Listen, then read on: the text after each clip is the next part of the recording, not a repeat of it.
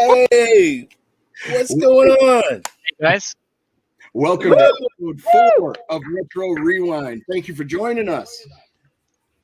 How's everybody doing today? Doing absolutely awesome. Feeling good. It's been such a hot sunny day. Hot week, actually, for us in the UK. Don't know about you guys, but it's been gorgeous. Here too. Dude, I got my fan. It is hot in California, USA. I'm burning up, but I'm glad to be here with my bros. Awesome. Hey, here in Canada, I was out in the kayak this morning. It was awesome. Oh, jealous, man. You're out on the water. Yepper. So what have you guys all been playing lately? Retro or anything? Starting with you, Jeff. I did my retro stream on Friday. I played a classic PlayStation 1 game, Spider-Man. And I'm also doing some new Blue Fire, something from that, and still playing Killer Queen Black. And still in the East, got the Team JMG Esports League, and then I've also fired up because I got a new computer, which came with 6 months free Founders Edition of GeForce. I started to renew my title as the oldest and best Fortnite player out there. Fantastic. How about you, Blake? I've not been playing too much recently. I've been away with a good lady. We had a little bit of time away, a little bit of R&R for the pair of us. But what free time I had in between, I've been trying my hardest to get through the Assassin's Creed Valhalla playthrough. I've not done the new expansion, the one where you're in Ireland. But I thought to myself, there's so many games on Stadia to play, and I'm loving it. But I'm like, I need to try and stick to one game and complete it before I go, oh, shiny new game, and go over there. So I'm trying to focus. So yeah, I'm playing through Assassin's Creed at the minute. Awesome, man. Awesome. That's a great game. I love it. How about you, Ray? Shout out to Cloud Gaming Dad, Red Dead Redemption. Shout out to Kevin, the Bounty Boys. We were playing some Red Dead. Also got shot by you, Stadia Pro, and you slapped me and knocked me off my horse. I'll never forget that. Yeah, I literally saw Lee backhand Ray right in the mouth, and he died. He fell off his horse. That was amazing. I'm sure it's for a good reason, though, Ray. All right. We have some fabulous guests. I'm going to go ahead and bring them on out and start the fun. Starting with somebody who makes fabulous content. If you don't know this content creator, you should, and you should be following and watching his content. We're going to go ahead and bring him on out. Caleb J. Ross. Whoa. Thank you so much Jay? for having me. I'm doing very, very well. I've been looking forward to this all week.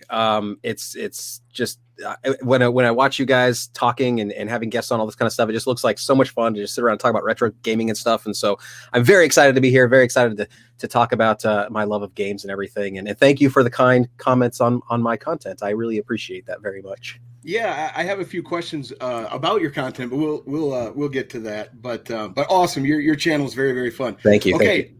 For the next guest, we're going to just bring her right on out. We have the fabulous Jackie Lerash. I hope I'm saying that correctly. She is the community manager for Liquid Bit, and here she is. Hey, what's up? Thanks for having me, guys. Your community is so welcoming. I'm really happy to be here and talk retro gaming and anything else retro. That's fantastic. Go ahead and tell everybody what you did last night, because I think that's amazing. I mean, it's kind of retro. So I'm in my 40s, and, I went to a rave last night, and it was amazing. And I will say, with the retro vibes, I don't know if you guys know the song America. By America, it's like Oz the Tin Man, it's called. But there's this great breakdown. It's like boom, boom, boom. And they remix that to close the show out. So I'm still reeling, It was good. I got ice on a knee. I got my Gatorade. So Nice. Fantastic, man. Yeah.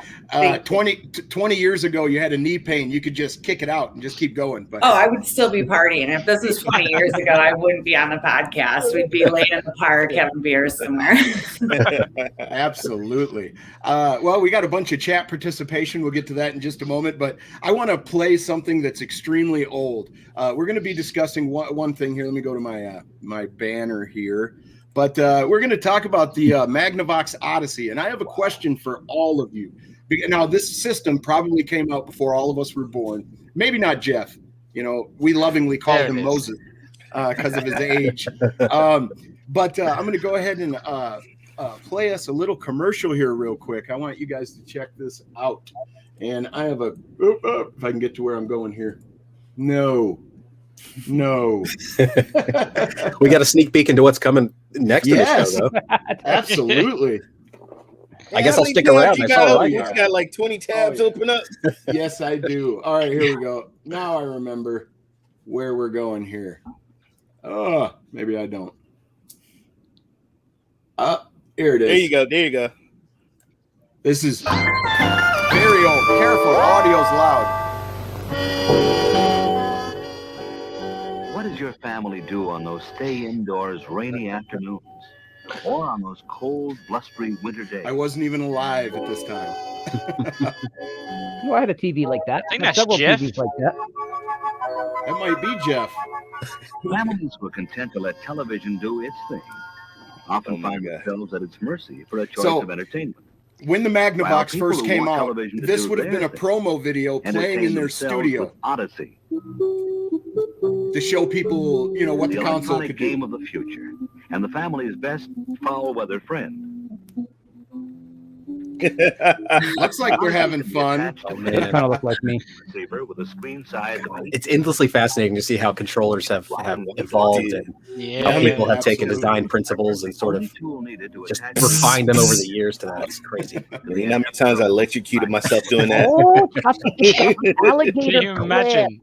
Yep. Oh, the old alligator clips into the yes. Yep. I've had several of those. Yes. Oh, yes. That's how every console hooked up back in the day. Yeah, the alligator clips into the back. Yeah. Health and safety Yeah. nowadays Look at we this. through the roof with games developed so they did this. Them 6 batteries. of those giant batteries. It's so easy to set up. Just Yeah. Just Wow. Simple as 1, 2, 3, Yeah. 4, 5, 6, 7. And what's amazing is the console can reach like 30 feet from the TV. It's insane.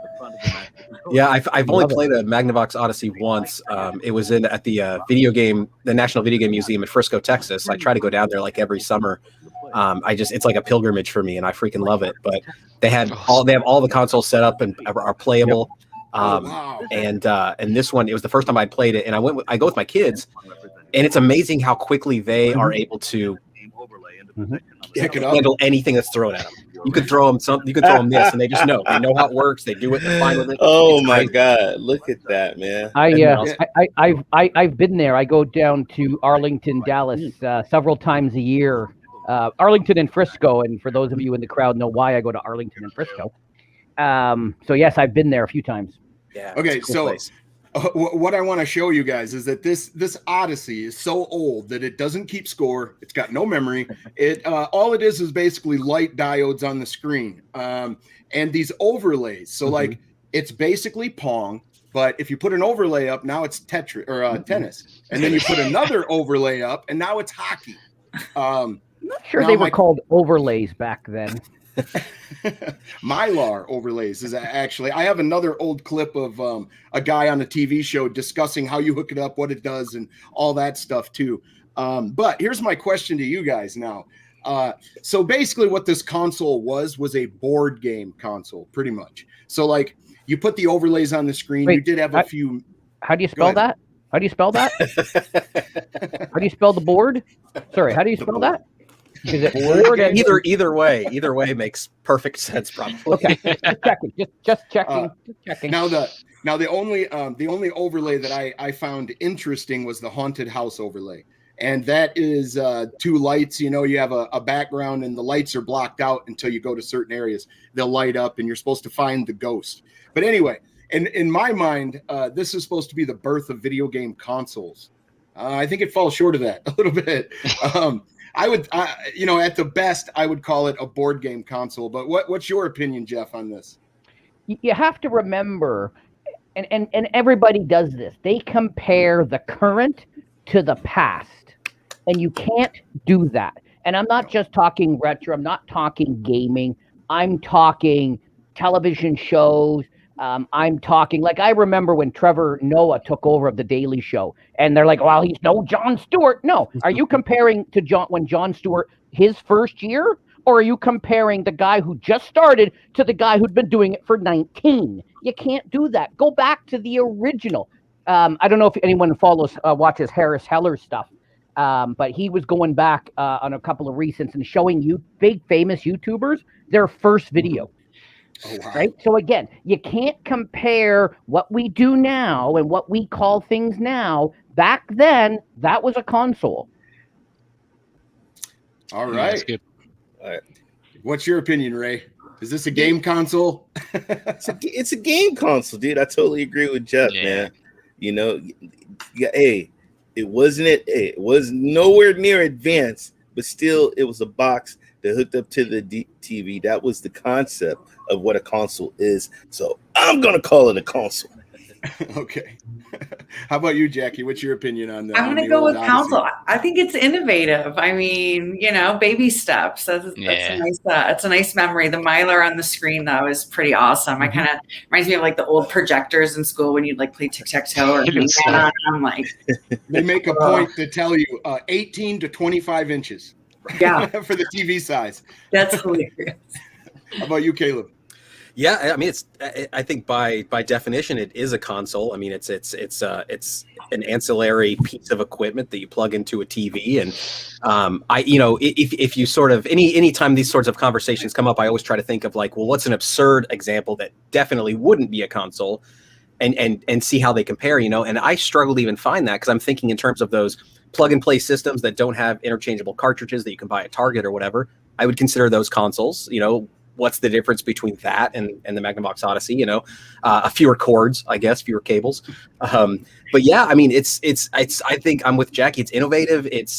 I'm endlessly, like I said earlier, I'm endlessly fascinated by what people like. But before Super Mario Brothers, which I think just perfectly exemplified game mechanics. It's still a masterclass in game design and game design. But before that, it was generations of people like trying to figure out, well, I guess not technically generations of years of people trying to figure out what gaming meant, what was fun, how could you there wasn't a lot of user psychology from a game's perspective at that point. So understanding what keeps people motivated and what keeps people firing, the idea of a score, for example, like that system probably couldn't have generated a score, but they could have included maybe a notebook that you could write the score down offline if they thought score would motivate people. But even that was too early, I think. They were like, we don't know if it will, and we maybe not just didn't even think about it. And so it just takes years and years and years for things to iterate to get to a point. But that's what I love about watching these old things, because you can sort of see that timeline of how people were thinking, and it's endlessly fascinating. I love it. Absolutely. What about you, Blake? Yeah, do you know what? I couldn't I couldn't say any better to what Caleb said. I think that was absolutely utterly spot on. But yeah, 100% is a console. As you say, you plug in a device into your TV. TV, generally speaking, is you are consuming media that you're just watching, and it's just for your eyes. Whereas for this, you're interacting with it, and it's doing stuff on the screen. Yes, it may be lights, but you're interacting with something on the screen. So 100%. It was a console of time, and you got to think about kids of that era. Jeff, you can fill in the blanks here, but kids of that era, they what will they be doing in their spare time? There was no handheld consoles. When it comes to electronic entertainment, it was so limited and expensive. So this for them would be like, it's like us getting our hands on an Xbox. Like, oh my goodness, guys, check out what I've just got. Like, this would have been big, and all the friends would have come over. It would have been an interactive experience for. Culturally for young people of that time as well, because it was so new, so different. So yeah, 100%. I think as exactly what Caleb was saying, you look back at the simplicity, I get my words out, of what that was in comparison to today, again, scoreboard and stuff like that, you can see the beginnings of what we've got today, 100%, if you look at it like that. I like how they said on those rainy days you could play this, because on those sunny days, and you young people don't understand this. Back in the day, we would just leave the house at 8 a.m. and when did we come home? When the street lights came on. Our parents never knew where we were. Our parents never cared where we were. And whatever house we ended up, and that mother fed us for lunch. And then when it's like, the street lights came on and we're like, all right, we got to go home. The street lights are on. And that's, and so on any other on a nice sunny day, we're out, we left at 8 o'clock. We come home at 6 o'clock when the lights come on. Raymond. you got to understand, Pong back then was Halo to us kids back in the day. Okay, that was our Halo early. Yeah. And speaking of Pong too, it's interesting. We were talking about the National History Museum earlier. They have this giant Pong there that like takes up the whole wall, and the knobs are like this big. And it's funny from a novelty perspective, but part of me thinks that was the only way that they could get kids to like be interested in the history of Pong is by making it giant, and like. But it's great. It's very playable too at that size. It's awesome. It reminds me when my kids were younger. I put on remember War. I don't for those in the crowd remember War Games with Matthew Broderick and what's her face there, Ali Sheedy, whatever her name was, right? Yeah. And they get to the scene where he brings the girl to his room and he pulls out his phone and plugs it into the acoustic coupler and he's dialing up and I stop and I go, that's how we connected to the internet. And my kids are like, oh, that's nice. They open up the laptop, they start surfing. They could have cared less. Funny enough, there was a video. It was an Atari though. It wasn't this, but they were trying to get kids like, what is kids today look at these consoles, and they just put an Atari in front of them, had a TV, and gave them a cartridge, and they had to try to figure it out. Well, one girl, she finally turned it on and was playing Pac-Man or something. And they go, so is this something you would do for fun? And she goes, no, this is boring. I would probably just sit and read. But like what Jeff said, though, if she lived in the 70s and you gave her that, she would have been ecstatic. Yeah. That would have been over the moon, And just to answer Lee in the chat, when I say street lights, you thought electricity, but no, the guy coming around and lighting the lamppost. That's putting on the street light. I never said anything about electricity, Lee. You guys all assumed that this electricity stuff made lights turn on. No. The guy coming by and lighting the lamppost, that's still turning them on. So my brother, he informed me we had an Odyssey, which made me go look that up. And I found out we did not have an Odyssey. We did not have the original. What we ended up having, let me see if the Odyssey knockoff. Sort of. No, there was did they like call Odyssey. It the Odyssey Killer. There was Odyssey 2. Yes. Now, see, the conversion was not conversion. I'm messing my words up here, but basically what happened is you had Pong. Then you had this Magnavox device, which had screen overlays. And then eventually, because if I'm still sharing my screen here. Actually, I need to bring up this other thing here. There we go. Because of this man right here, Jerry Lawson. We talked about him before on a few episodes back because we talked about the documentary that mentioned him. But without him, we wouldn't have cartridge-based games. Yeah. And his setup was not the Magnavox here. He had this system right here. There you go. And we never showed a picture of it. So this is the old F channel, which preceded the Atari and some of the other ones. And they didn't have named games. They had a few on each cartridge, I guess. But anyway, because of that, we were able to move up to the Odyssey 2.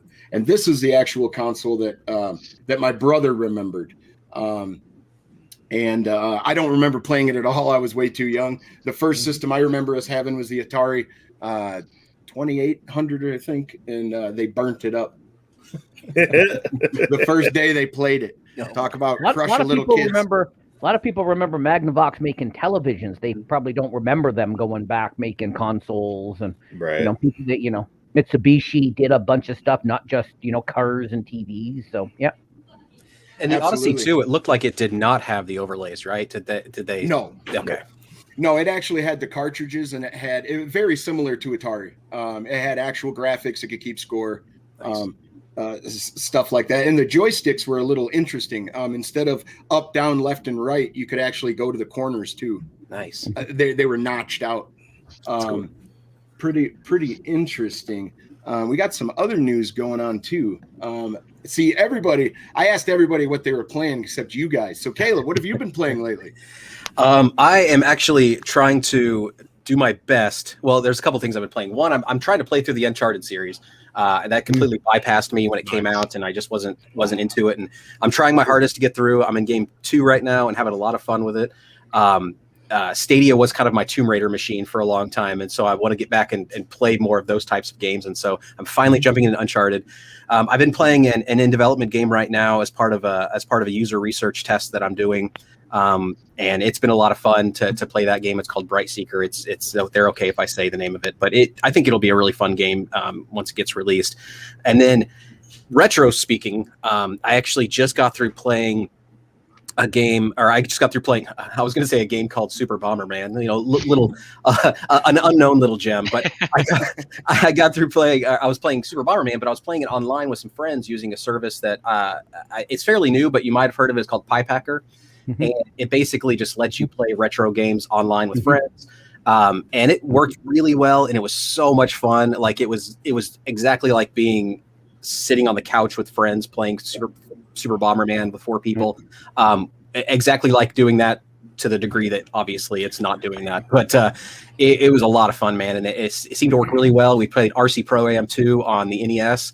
That's a game I forgot was just drilled into my head, because as soon as the music started, I was like, oh man, I remember everything about this game. So yeah, it's a lot of fun. I highly recommend everyone checking it out. I'm kicking myself. I did not get in on their Kickstarter. I kept saying I got to get packed to it. It was on the top of my to-do list to get into their Kickstarter, because they've got the little box coming out later this year, and it just passed right on by me. So I'm kicking myself about that. But question for you, Caleb. Yeah. Because I've played all the Uncharted with my kids. My kids are 18 and 20 now, but when they were younger, we played through them all. I am not a fan of who they've cast for the movie. Thoughts? I know Tom Holland, right? Is he playing the young Nathan Drake? Is that right? Yeah. I believe so. Yeah.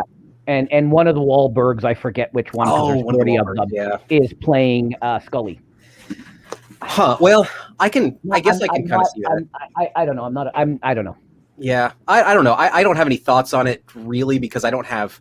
I'm sort of, when it comes to movies and film and everything, I'm basically, at all of my knowledge, I just have no knowledge, because I just don't watch much TV and movies and everything like that. But I will say, just in general, when it comes to like video game movies and stuff, I feel like every big studio just goes about it the wrong way. And I think hiring known talent, top talent, faces that people know, changing up the expectations of the way they look and act and everything to fit sort of a different medium, because they are different things. A game and a movie are completely different.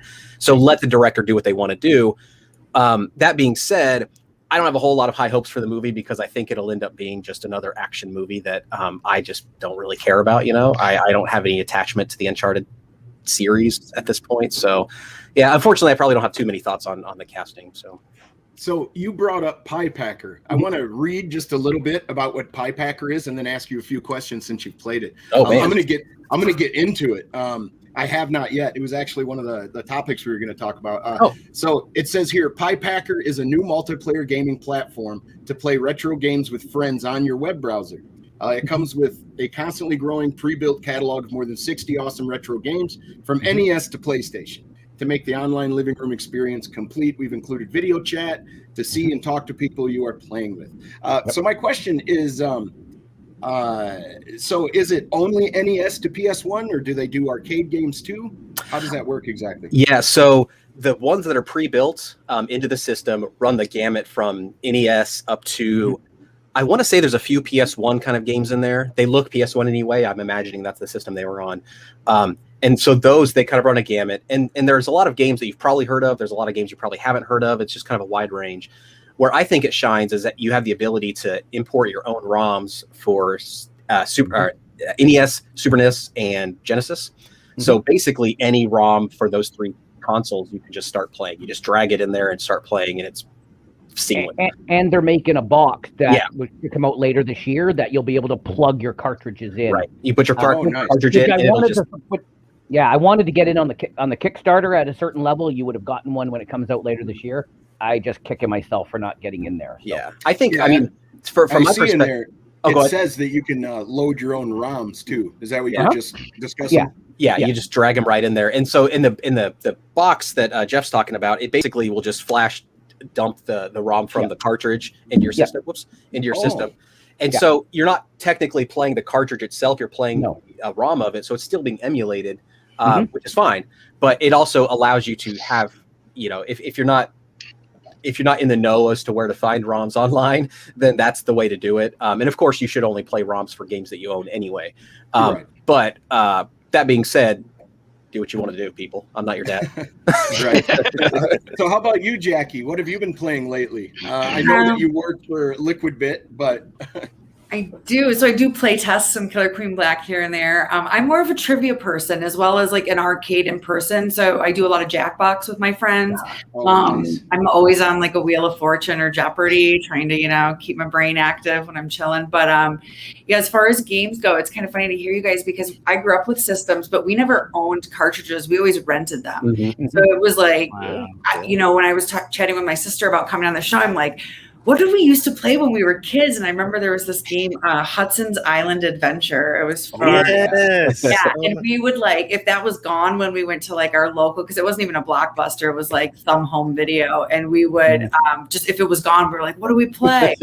So it's funny. Like I want to get this pie thing you're talking about and play some of my old retro games there. Oh man, it's Hudson Soft, but was just top of their game in the NES era. God, everything about Hudson Soft was doing great work there. Oh, it was so fun. I loved that game. Oh man, Jackie, if you're a Jeopardy person, what do you think of all the guest hosts? Just switching to TV for a second. I really like them. I love all the guest hosts. I'm curious to see who they're going to name as the kind of full-time host coming in. I'm thinking it's going to be like Ken Jennings or someone from Aaron Rodgers. The Big Winners. Oh, I would love Aaron Rodgers, even though I'm a Lions fan. So, you would want him then to be the host and no longer to play football. Right? There you go. That's a good one. Well, I like Mayim Bialik because when I was a kid, they used to call me Blossom. I was like of her same era, so I used to wear little hats to school, and they'd be like, "Oh, you're Blossom," and I was like, so I really bonded when she was on last week. So, well, they should just go ahead and hire Drew Carey because he does everything else. It's true. I know, right? Either him or Steve Harvey. Steve Harvey. He does everything else too. Nah, I take Blossom, dude. I was a Blossom fan. Yeah, that was a great show. Yeah, it was. Yeah, it was. I watched that when I was a kid. How about Punky Brewster? Is there any Punky Brewster fans on here? Big Punky Brewster. The reason I bring that up real quick because it just reminded me of something. She did a fantastic documentary on Hulu, I think it is, and it's all about being a childhood star and all of the other big famous, like even Charlie Sheen, all the people that hung around the small group. It's fantastic. You guys should go check found that footage, so it's even cooler because it's photos that she had taken, or it's not a produced piece. It was her looking through her memories and scrapbooks. And I'm sure Jeff, maybe you're like me. I have a box of 35 millimeter printed film from like high school years and on, and now I kind of miss printing photos. So are you ever going to go on a deep dive and just go through the drawer and, hey, I wonder what's on this one, and go develop it? Right. Exactly. I had a little dark room underneath my parents' stairs. Yeah, I bet so you back did. behind when they took out the oil furnace and put in one of those electricity ones underneath the stairs, I was able to block it all off, and it had I made little shelves. I didn't because I'm an idiot, but I had other people make little shelves, and I had like a little dark room for developing photos and. Stay away, Dad. Dad, don't come in, Dad. I'm developing film in here. Oh, that's funny. Yeah. But so, hey, Jeff, real quick, I have not had a chance to read the tweet you just sent out, but is the GBA birthday in there? It is not. It is not, because that was last week. This is only stuff going forward, so it is not for this week. All right. Yeah. Well, Let's talk about it. Yeah, we're gonna reminisce on this real quick. Recently, we had a 20th birthday for the Game Boy Advance. Yep. And I'm sure all of you have played the Game Boy Advance or the games at some point. I used to hook it up to the GameCube and use it as a controller. Wait, you could do that? Yes, you can. I had a friend who had I never knew that because I had a friend who had a GameCube and all I had was a Game Boy Advance and he never had an extra controller. So I thought, man, if only I had an extra controller. Now I know that. Dang it! Used to play. You could play Animal Crossing with your friends and stuff. And in the Wayback Machine, Blake, and get back there. Yeah. Someone give me a time machine. So your friend did know that, Blake. And your friend's like, "Oh, I'm sorry, man. I guess you can't play with me." Yeah. You know what? Hey, Let me just. Caleb, let me tell you something. I'm the friend who hands their friend the broken controller. Yeah. Hey, let's fight in this fighting game. The buttons that stick. Yeah, Mad Cat. You give him the Mad Cat's controller, or as I like to call it, the "I don't like you, little brother" controller. Yes. With the PlayStation 2, when I had analog, I had the one with the analog bit that just stayed down, and I had to kind of hold it up and angle it. It was, oh man. Right. And there was different types of the Game Boy Advance. There was the one that was like just spread it out, and then there was the little kind of like flip up top. Yeah. Now, Jackie, what handhelds did you have back in the day? We talked about it. Game Boy. I was a Game Boy. Okay. All right. Tetris and Bubble Bobble were my jams. But my mom was really into Tetris too, so we kind of had a fight with my mom for the console, or, for the Game Boy. And my dad was like that with golf and duck hunt. Like we never really, I grew up in a family of girls. Not that it should matter, but in the 80s, I'm pretty sure the console was for my dad and not for us. So. Yeah, I loved all the. You knew if you had a kid that was serious about Game Boy, they'd be in the back of the car and it's all lit up and they had like 6 attachments on top of it. Yeah. Like, there was a while I don't even think it had a light, or it was just like the yellow, like it was just so hard to see sometimes. There was an attachment that you could buy later on that basically shines a light. And it never worked because all it did was it magnified your screen, but then that gave 2 layers of very reflective glass. Yes. Yeah. The Light Boy. I think it was called the Light Boy. Yeah. It was awful. Yeah. It was awful. Ooh, I remember Bobble Bubble. Mm-hmm. Those were faves. Oh, yeah. Yeah. Okay, now we all know that whenever you had a Nintendo, you'd pull the Nintendo cartridge out and blow in it and stick it back in, right? Well, my brother and I, we played our Nintendo so much and we kept doing that. We didn't know about the alcohol trick or anything. And what I figured out is if you inserted it and popped it up and down a few times and then left it alone, it would start. So I did that so much, like I was doing Morse code, save our ship, and then it would work. And eventually the spring broke. So so there I was the next day holding the cartridge down for my brother to play, and then we would swap. Well, you could put 2 games in. It fit. Yes. You would put like 2 games in before the other one in. Wow. Ours was the same way. Yeah. That was the progression for me. I'm like, man, I'm tired of holding this damn game down till it's my turn. So yeah, we would insert another cartridge over that metal bar or whatever. And I would hold it in. But I think what it would do though is it would just hold the cartridge into the connection spot tight. Right. So because that's the thing is the NES, a lot of people don't realize, but you don't actually have to necessarily push it down. All the way in. There's no mechanism that's keeping that makes it work once it's pushed down. It's just that once it's pushed down, it ensures that all of the pins are connected equally and distributively. It can't slip forward. Yeah, exactly. So like that's for instance how like the toasters work, like the toaster NES, and stuff like that's how they work. You don't need to push it down or anything like that. I had to actually replace my 21 pin connector on my NES a while ago, and I ended up doing something to break something else. So now it doesn't go down at all, and it just has to stay sticking up all the time, and it's a pain in the butt. But I love it. I'll never unplug it. Nice. Yeah, I'd like to get a. If I got an NES to collect or to just have, I would want like the angry video game nerds' his toaster. His actual toaster, yeah. That thing looks amazing, man. It looks amazing. Yep. But I think I didn't actually own a Game Boy Advance. I had the original Game Boy, and then I believe, if I'm thinking correctly, it's been so long ago, but I think I got a Super Nintendo cartridge attachment that I could slide the games into and play them on my big screen. Yeah, that's what Vic just said. Yep. Oh, did he? Yeah. Yeah, that was the way to play the Super Game Boy. Like that was definitely the way to play Game Boy games, because then you could actually see what you were seeing on screen. It was bigger. And some of the games had the custom borders and custom color palettes and stuff like that. Some of the later generation Game Boy games have those. Yeah, man, that was a game changer when I got a Super Game Boy. Yeah, absolutely. I super enjoyed it. And then a few years later, I got into PSP, but it was definitely after way after the launch. It was basically, I think it was the start of the launch of the PS Vita. I got a PSP. Yeah, nice. And before Stadia, where you could play on any screen and anything like that, I added I think I had 128 gig like with the fake memory card thing, and Yeah. I was rolling around with movies Oh, and look at games. I those! loved Look it. at those. Hell yeah!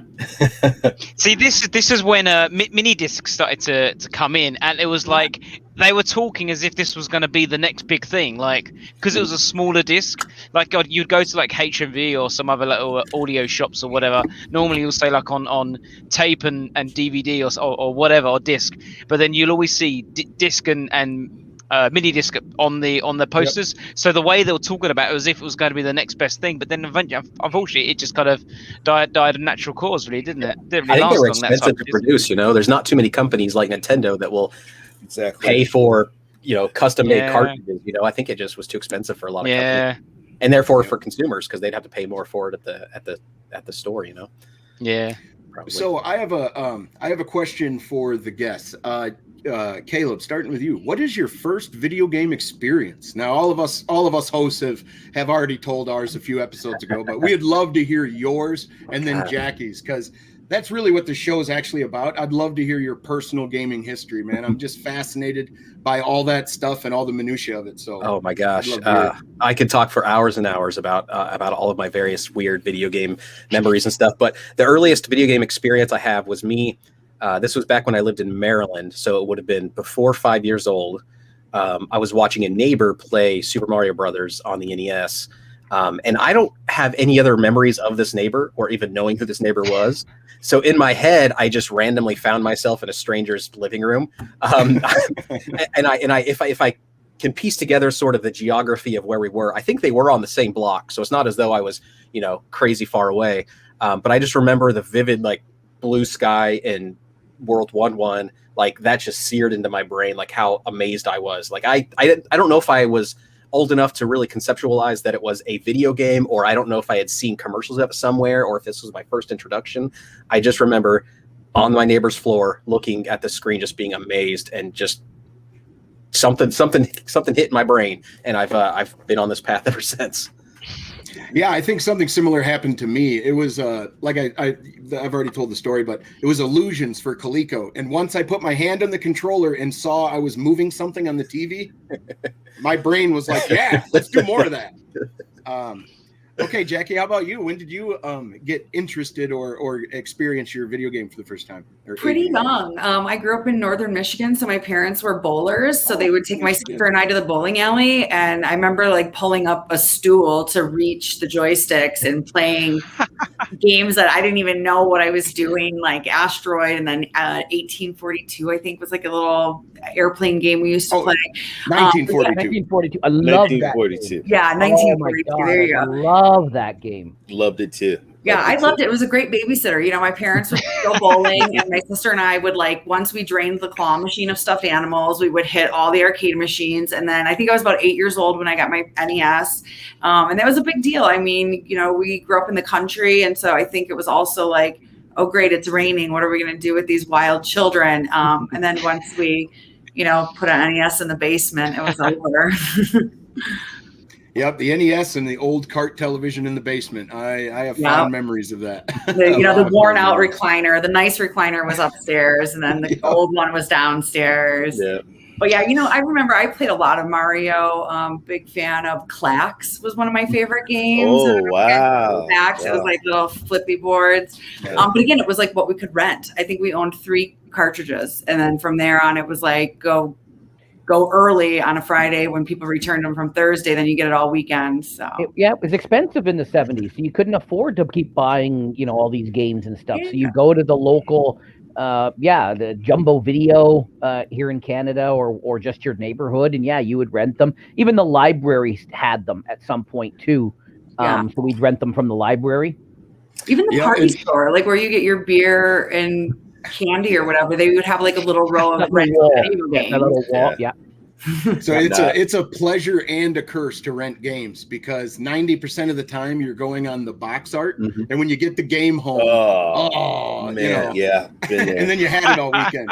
But I have to say that many of those games I was disappointed with the first time I played. As I got older or I understood them more, I thoroughly enjoyed them. There's a lot of games that had a learning curve that I wasn't ready for when I first started trying them. Yep. Mhm. Yeah, and kind of begs that Odyssey thing. Like that was a way for our family to get together too. Like we would rent Family Feud or even Wheel of Fortune. So that's probably where my love of that comes from too. And we would sit all four of us, like even with 2 controllers, and everybody participate. I had Double Dare, or we would rent Double Dare, which was really fun for the whole family. But yeah, definitely early gaming memories are more arcade. So. Yeah. Nice. Okay, Caleb. Yep. You had track and field in the mat, right? My friend did. I did not. Jelly. Okay. Did you actually run on the God, mat? no. Yeah. What we would do is we wouldn't even do the hands because we found out that a good way to do it was to sit on your butt and just have your legs and use your heels and just move your heels up and down. And for some reason, I guess it was the weight of the foot was better or something. It was even faster than using your hands. Yeah. Yeah. Wow. Oh that's dear! awesome. If the developers saw, they'll be in tears. This is not what it was intended for. Yeah. Hey, developer, you are not the user. All right. Rule number 1. Yeah, my cousin, I was over at his house. That's where I played that ColecoVision for the first time, Illusions. But at this point, he had a Nintendo, and he was playing Gyromite, or he was playing the other game, not where you lower the tubes, but you had to actually had the gyro spin. Anyway, he set up the Robbie the Robot thing, and he got so frustrated. He stood up and stomped on the robot. So the robot exploded, like an arm went this way and an arm went that way. And that thing was frustrating, man. It was the Gyromite, I think, is the one where the things had to spin. I'm assuming anyway, just by the word gyro, like I'm assuming, but it was so slow. Like the thing would lift up and move over and be very, very, very slow and drop. And Nintendo, I don't think ever anticipated it actually being useful because they just wanted to sell it as a toy, or they wanted people to see it as a toy, not as a video game system. And because they were still coming off the stink of the video game crash and everything. So they never wanted it to do anything. I think that's why only 1 or 2 games were ever released for it. And yeah, they didn't care about it, but you could tell they didn't put much R&D into it, I guess is what I'm saying. Absolutely. So what's your what's the first arcade game you fell in love with? My first arcade game that I was actually enjoyed was The Simpsons. And the reason I enjoyed it was because it was on TV. It had good animation, and it's like Double Dragon, side scrolling, beat 'em up and stuff. And the reason I bring that up is because just yesterday I completed just a small chunk of my childhood. I actually completed that game. And it is twice as long as Double Dragon, or 3 times as long. But the main reason I bring this up is because 1UP is just about to release a reworked cabinet for this title. Wow. Yeah. Awesome. And it's not cheap. No, it's not going to be cheap. Not cheap at all, but it looks amazing. I really love the colors and stuff, and the game is extremely fun. Now because I used MAME or whatever, I'm able to adjust coins and difficulty and all that stuff. But the more I play these arcade games to the end, the more I see, this is a quarter stealer. This part is a quarter stealer. Like they're there on purpose. Yeah. But the reason I like the arcades is because they're made to be extremely fun and extremely easy to jump into and then die and put more money. But anyway, what are your guys' thoughts on the Simpsons arcade coming to 1UP? I think it's really cool. I think I saw the price somewhere, and it's going to be about $600. So look forward to that, which is like twice or even more than twice the cost of their other machines. I'm guessing they had to pay a lot for licensing. Is probably where a lot of that money's coming out. Right. But if there's any arcade to be given this treatment, any game to be given this treatment, definitely the Simpsons arcade game. It's fantastic. I actually recently played it in an arcade, local arcade, less than a year ago, and it holds up. It's still so much fun. Yeah, it is. It is very fun. Mr. Urban World says pre-orders begin July 15th, and it is an extremely fun game to play. I don't know if it's $600 fun, but it is extremely fun. Well, and they always package these with other games. I don't know if they've announced the other game or the other games that would be coming along with it. I would hope they would be other Simpsons games so that they can really kind of milk the licensing fees that they probably pay for it. But I don't think they've announced any other games on the system yet. Hopefully they will, and hopefully there are more. And just saying, that was for like your arcade areas, or was that for like someone to buy and take home with them? Like for them to have in their home. Take it home. Oh, okay. Go ahead. Like over, like I have Walmart and Target. There's an actual section where they have the one up cabinets. Some of them I'm already put together, and then some of them you got to put together yourself. They come in a box. And my son, you know, I saw the price one time, and I was like, no. We don't have those in Canada. So $600, that's going to be like $800 or $900 up here. Yeah, I don't even have, I don't have room for 200 and 250 or something. I think most of them are, but this one is just much more. Now this is pricey. This one is pricey. But if you wanted to get the original Simpsons arcade in this kind of shape with this art, you'd pay a lot more. Yeah, that's true. Oh yeah, way more. Right. But yeah, they do package more games in one. It would be interesting to know what they did, because the Simpsons were really, I mean, if you are at least 25 years old, the Simpsons were really big, man. Bart was licensed everywhere. Yeah, dude, I had different Bart. Like, I don't know if you guys remember, but back in my, like, there was the Bart T-shirts, and I had Bart holding the skateboard, and there was Bart Man, you know, and all kinds of stuff. So.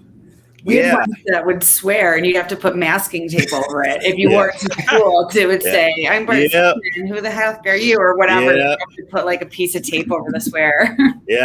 Nope, she's right. Our principal, I think there was a note sent home to the parents about, you know, some of the shirts, but because there was also guys that were making these shirts, and they would do their own little graphics and stuff, and some of them took it to the extreme. But my favorite Bart shirt, man, I had Bart Simpson holding the skateboard, and I used to be, believe it or not, I was a skater, and I used to skate, and so growing up in California, that's like the law, right? You have to be a skater. There you go. or a rollerblader. Yeah. You know, I lived in Florida and Maryland. It was BMX bikes, and then when I came to California, it was skateboards. So, Ray, I want video of you skating by Venice Beach. And I'm still waiting for your breakdancing videos. I might just do that this year. Okay. Look out. I hear everything is opening. I hear everything is opening up, no mask. So get out there down the Venice Beach. 2 days, June 15th. Save the hip, Ray. Save the hip. Yeah, I was a big inline skater in high school and college, and I tried. I'm 38 now, and I tried going back to a ramp about 4 years ago, and it was going well until it just was not, and I hit really hard. I fell in a way that if I was 20 years younger, I would have gotten up and fine, but I had swollen bruise all over my shoulder for like months. I could barely move my arm. Like, wow. At least I know for sure now that I can't do that anymore, right? Because until I tried it, I was like, can I still? Maybe I can. I don't know. And it was always this question, but I've confirmed I cannot. And that's good. That's a good feeling. That was so rad. And you always see it going better in your mind. Oh, yeah. 100%. 100%. I was the same. For me, it was all skaters for my age as well. But I think you call them the same thing over there. But I was of the era of the grunger, so I had the long hair, listened to Metallica, Slipknot, the works. But I had the big fat baggy jeans. So I'm going down the skate park. I've got my skateboard. I'm watching. You know, when you first go to a skate park, you watch them. Everyone, the way you look at them is like, oh my goodness, they're Tony Hawks. They're incredible. So you're nervous. So I'm on the half pipe. I'm going down for the first time, and I lean in, but I didn't realize. But my left foot, the baggy part of the jean, was hooked underneath. You can see the back. So as I've leaned down, it's got caught. All you hear is a massive tear. I flip, and then as we're going down, I've gone head first, smashed into the middle of the half pipe, and everyone just pauses. They're like, and I had this big, nice little red mark going down my face, and that was the last time I went to that park.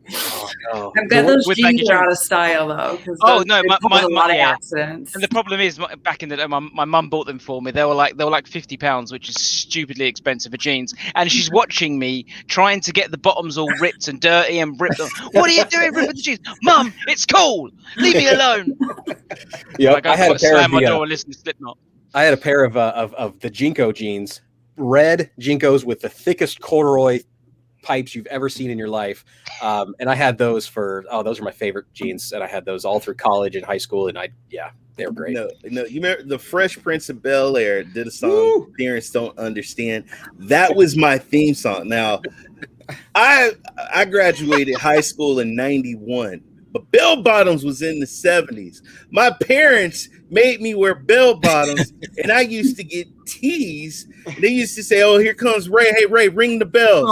Ring the bells." And I had the Brady Bunch that's shirts. retro. That is retro. Sure. Holy cow, bro! I had the shirts with the collars that looked like airplane wings. That's awesome. I was a target in school. Kids used to come up and grab my bell bottoms and laugh. Man, it was horrible. Man. I don't remember. Horrible. Were they I don't corduroy remember bell what size- bottoms? I don't What's remember that? what. I asked if they were corduroy bell Bro, bottoms. let me tell you something, man. I had Polaroids. I had some like Sunday dress pants that were bell bottoms.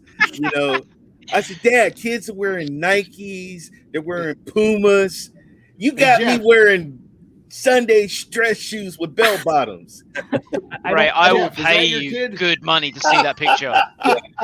I don't remember what size bowl we used back in the. That was all it was in the I was- 70s was the big bowl. You were that Now, was is that cute. you, Jeff? Is that you or one of your kids? That's me. That was me. You was cute, Jeff. Jeff, that's- what the hell happened? You was a cute. What the hell happened? He had a skateboarding accident, right? Yep, that's it. 70s in its glory, right there. I forget what size bowl my mom Oh used my on the God. hair, but Wow. yeah, there you God. go. 70s at its finest. All right. Hey, Jeff, you ready for This Week in Retro, sir? Oh yeah. All right. Let's So for our guests, every week we do a little segment called This Week in Retro, where I kind of there's just so much that comes out every day. And so I try to pick a little bit of all sorts of different vintages, a little bit for the UK, for Blake. There's a lot of stuff that comes that's out in Japan that just as Caleb, you know, stuff comes out in Japan, just never my makes it God, over here. I remember that. Andre Agassi. Yeah, I threw that in. I'm like, I haven't thought of that I haven't thought of him or that in years. Completely forgot about him. He was like Yeah, the so big thing in the day. Jackie go probably ahead had a and crush on him back in the day. Jeff, go ahead and do the rundown and if you have a comment on each one, go ahead and do that. No, I just want to know what other, I throw a little bit of stuff in here. It's very interesting. We talked about, or we always ask, what is retro to you? When I post these, even when I post some stuff on TikTok, people are like, well, if you think that is retro, you must not be that old. Little they know I'm like 10 times their age. But, because there's stuff, I try not to go too much past the 2000s or 2002 or 3, because now we're getting into current. Right. So I don't know what, Caleb, Jackie, what you think, what is retro, but there's all sorts of stuff in here. Like there's a DOS version, there's a Genesis version of games. Hey, Jeff, let's shrink this down for a minute. Go ahead and ask him. Okay. Ask him what they think. All right, retro is. Jackie, what is retro? What is the retro era to you? I mean, it really is the 80s of arcade, finding anywhere to dump my quarters. That's retro gaming to me, and having it in the home console. And even with Killer Queen Black, I mean, it's an arcade game kind of modified, to the home console. And so, yeah, that's retro to me. Where does retro end? That's a great question, because I also consider is 2005 retro? Kind of, because one of you mentioned Tony Hawk, and I remember my college days of playing like Tony Hawk and GoldenEye, and that's almost retro to me now. Yeah. That's retro. Yeah. And if I see the N64 controller, I'm just like, whoa, that's a little ancient. So yeah, I guess my retro definition spans like 30 years. It's got a prop for everything. You got like a little magic drawer there. Pull out a child's picture. Okay. So what's retro? Where does retro begin and end for you? Yeah, so I have probably a very lame and very mathematical answer, because I sort of arrived at my definition of retro based on the constraints of how to define other eras. So essentially, we have a term for modern. It's called modern. We have modern consoles, the current console, modern generation. We have previous gen consoles. We don't really have a term for before previous gen.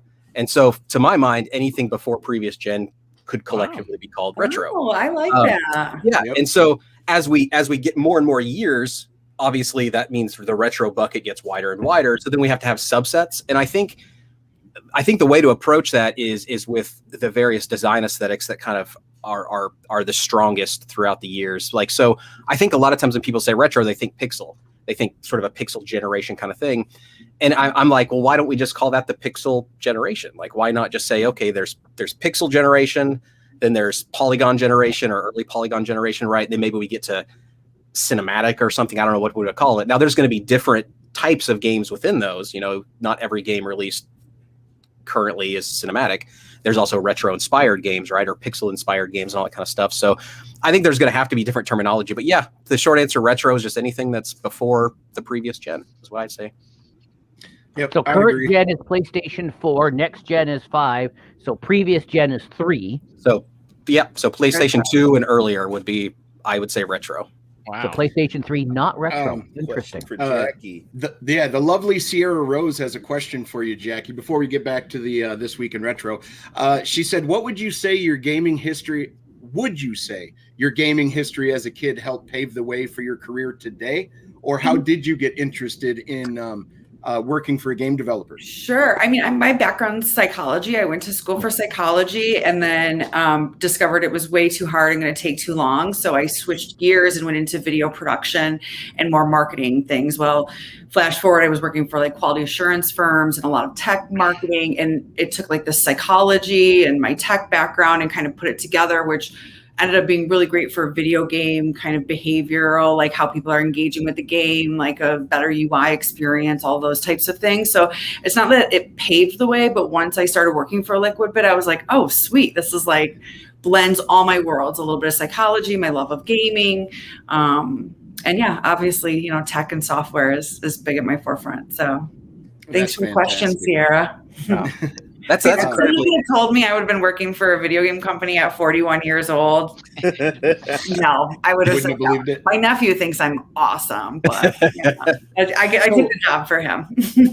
So Caleb, what started you making content, and then what turned you on to Stadia? I realize you've probably been doing stuff for a while, so if you could just explain to everybody and tell them a little bit about you and your channel, man. That'd be awesome. First of all, I have to say, Jackie, your history of psychology and everything is incredibly interesting to me. We'll have to chat offline or something, because that's incredibly fascinating to me. The using psychology, I mentioned earlier, I do play tests and player research and stuff like that, and that's just something I do for fun. And so, like, I don't know, I just love to chat about like your experiences. I'm big on gamer personas is kind of my new thing right now, just making everybody happy. Yeah. And I think, you know, in our pre-chat we were talking about like a little rifts between consoles or whatnot, and like that's nothing. Like I didn't even know that existed, because we are cross-platform, but that's the behavioral psychologist in me is like, yeah, like I asked her, why are you? I asked her off screen if she had experienced any of the game tribalism that takes place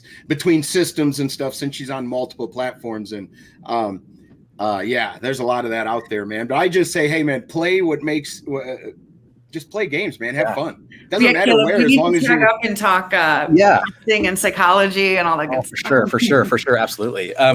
So to answer your question, my original content creation on YouTube started shortly after college. I went to college originally as an art major, and then I switched over to English. And my motivation at the time actually was I wanted to get into game development somehow, not realizing at the time that art in the way that it was taught in college would really not be applicable in the video game sphere or anything like that.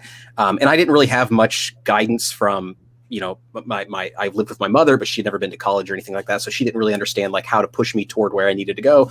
So I didn't really know things about computer science. Like I didn't know that was a degree. Like I just didn't get it. So I went into English thinking, okay, well, maybe I could help. Because I'm sort of an armchair interest in psychology. I don't have a degree or anything in it, but I love the concept. One of my favorite books of all time, Getting Gamers by Jamie Madigan. I don't know if you've read that, Jackie, but no, I need to find it. Yeah, a psychologist who specifically does gaming psychology, and like it's the best book I've ever read. Like it's amazing. But anyway, I'll try to keep it short. I got into English, and it didn't because I wanted to sort of pair my love of like just how people think and work, creating characters with maybe somehow creating worlds and games or something eventually. But instead, what that led me down a path was writing books. And so I wrote a few books, got published to a couple novels and short story collections and things like that. And I did that for like 10 years. And so originally my YouTube was promoting that. I wanted to just promote myself as an author. But then slowly it just sort of, I rekindled my love of games, which I had abandoned during the time I was writing. And so I got back into games and I'm like, oh, I love games again. This is great. So I pivoted pretty hardcore into making just gaming content on YouTube. And then as of the last year or so, I've really sort of honed that into not just gaming content, but gaming content that encourages the viewers to kind of think about games in an interesting way. My latest video was all about how the Spider-Man games seemed very, very complex. The Marvel Spider-Man games on the Insomniac games seem very complex because there's tons of button combinations, tons of button inputs. There's crazy, it's lists and lists and lists of combos. And you're like, how do I remember? How could I possibly learn that?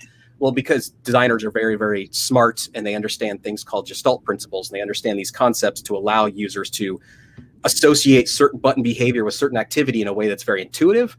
And so you just kind of, great design makes the game experience great, and you don't have to rote memorize every button combination. That's not what you're supposed to do. And so that's the latest video I made. But those types of concepts are things that I just love exploring with my content.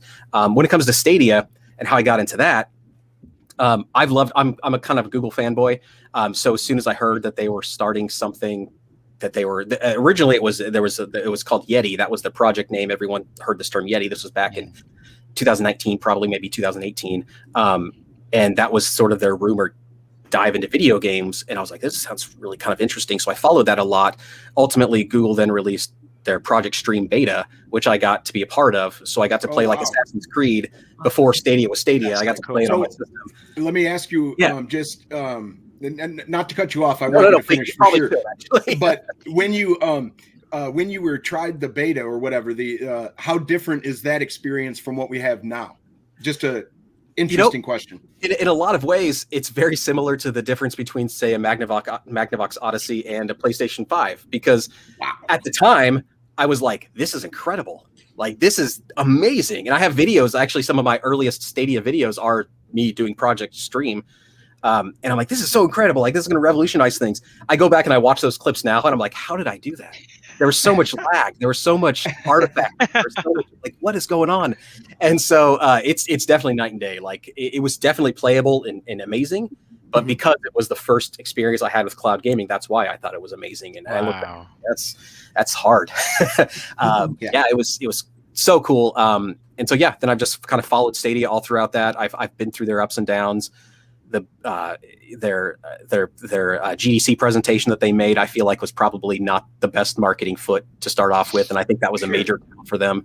But I've held on. I've held on. I'm a big fan. I definitely want to continue to see where the platform goes. So. Well, I super enjoy your personality. Your content is hilarious, man. And I appreciate that you do call stuff out that's wrong without having to shit all over it. You can say, "Hey, this ain't good. It's not working right now." But anyway, I just it's important to do that. I think it's important to do that. I mean, and Jackie, I don't know if maybe you could even affirm this assumption, but developers, they watch content about their games, and I think there's the people who will crap on something and the people who will just praise it unabashedly, and I think those are still helpful because those are they're getting at something that needs to be gotten at. I'll go to the negative. The people that are hating on Stadia, generally speaking, the people that hate Stadia and dismiss it have valid reasons for it. They're just very vocal about it and probably too aggressive about it. But they're making good points. There's good points buried in there. And so there's a lot of that already going on, and that's just not my style to be sort of, angry or being extreme on either side. Right.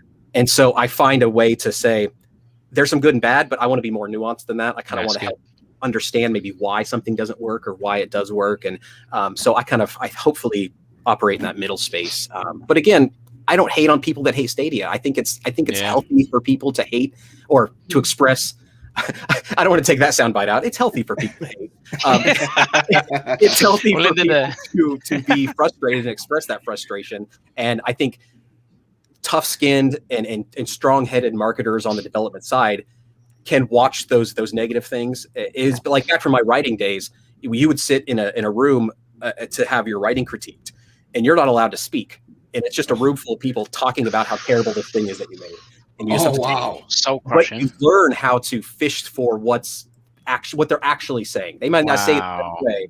Well, But- and it all comes from like where I've taken it all comes from a point of passion. They're not typically just hating to make you feel bad because they want to play your game and they want to play it to their standards, and they're going to be loud about it because they're passionate. And so once you can kind of take out that hate or anger and you recognize, wait, they want to make me better. Like I can, so it's a constructive criticism versus, 4 swear words and a clip of a bunch of bugs on my Twitter. Like, it's, there's a way to deliver messages to developers. And I think that's the beauty of Discord too, having a channel where people can actually share issues that they have. And it helps us kind of stay focused and keep that stuff off of the press. And, like you were saying with Stadia, it is hard. Like people latch onto something negative because that gets the clicks. Mm-hmm.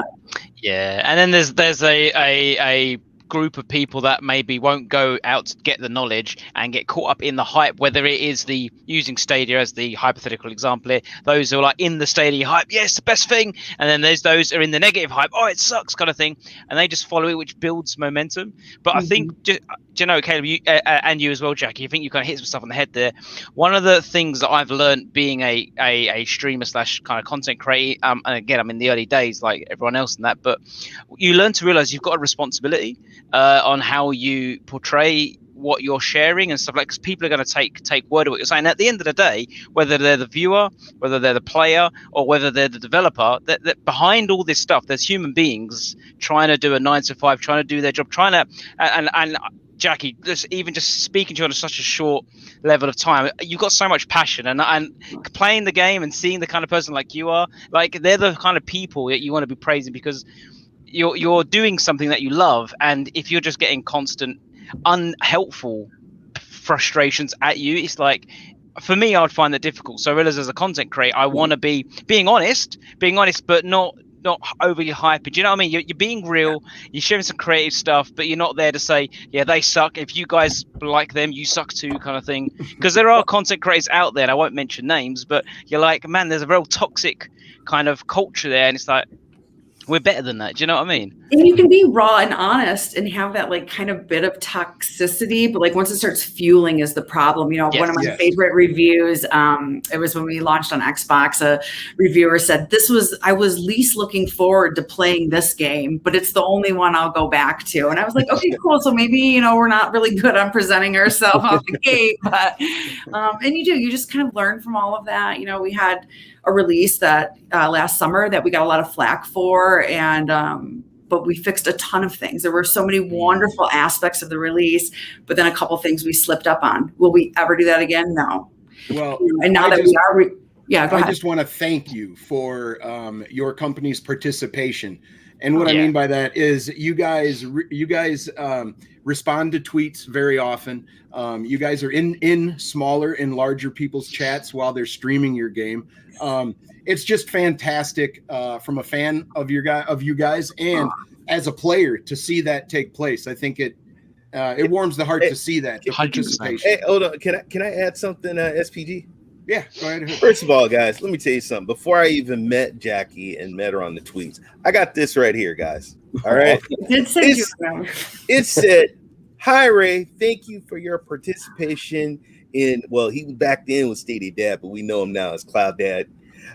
Gamer Against Hunger stream. Enjoy your Killer Queen Black Liquid Bit prize pack. And this is my shipping station. Go ahead. Let me tell you something. What dev or what manager or what people do that? And this note touched me. I keep it. Hey. I got, first of all, guys, you got to give it up for Liquid Black. Liquid Bit, Killer Queen Black.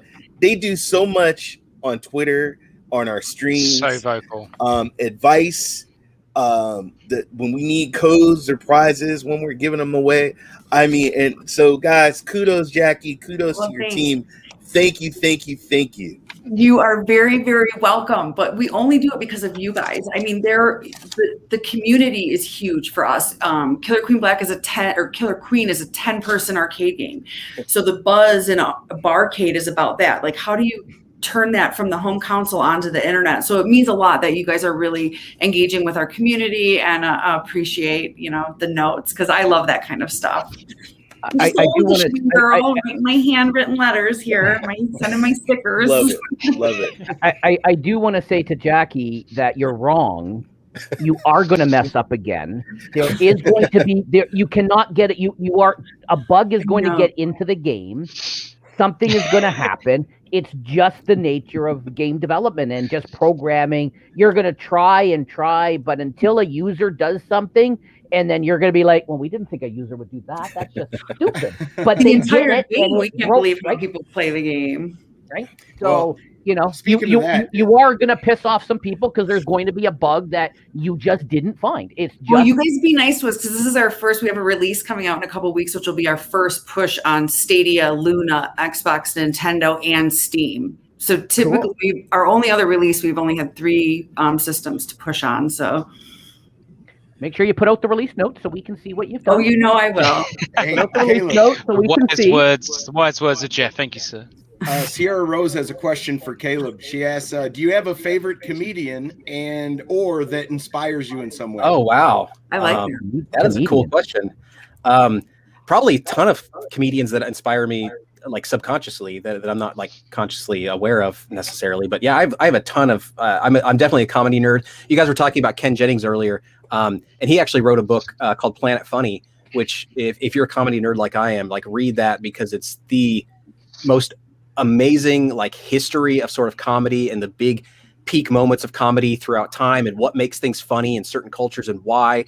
And Ken Jennings is a very funny guy. Like, I didn't know that. He's a legitimately very funny guy.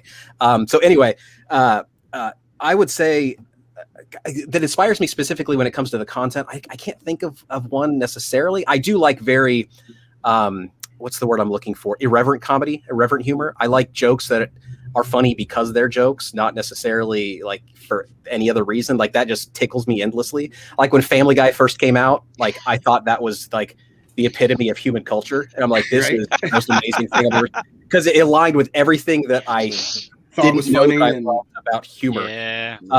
And so that kind of comedy I love. But in terms of comedians, like the one I probably go back to most often, even though he hasn't released anything in a while, two people probably. One would be Mike Birbiglia. I love him because he's very narrative. You feel like he's just telling a story, but it's funny the entire time, and I fall into that. I love it. And then oh God, I'm blanking on his name. Oh, this is embarrassing. I say I love him and I can't remember his name. There's another one. I won't hold up, but there's another one out there. There is another comedian that I enjoy. I promise. Stay tuned, folks. Yeah. But yeah, probably Mike Birbiglia is the one that I always kind of go back to all the time. Yeah. Speaking of that, something I find interesting is how complicated or not complicated the structure of a joke can be. I mean, it can. Yeah. It's incredible. Yeah. But all right, man. One other question, Caleb. You like psychology and all that. Have you looked into flow state and playing video games and that kind of theory?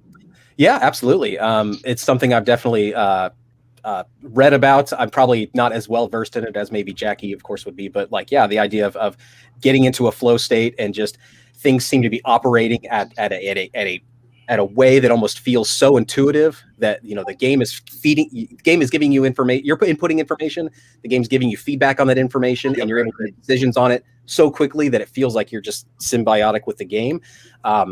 Yeah, man, if games can get there, what's interesting is, you know, when people, sorry, you asked me one question and I kept talking. Oh, it's fine. No, go for it, please.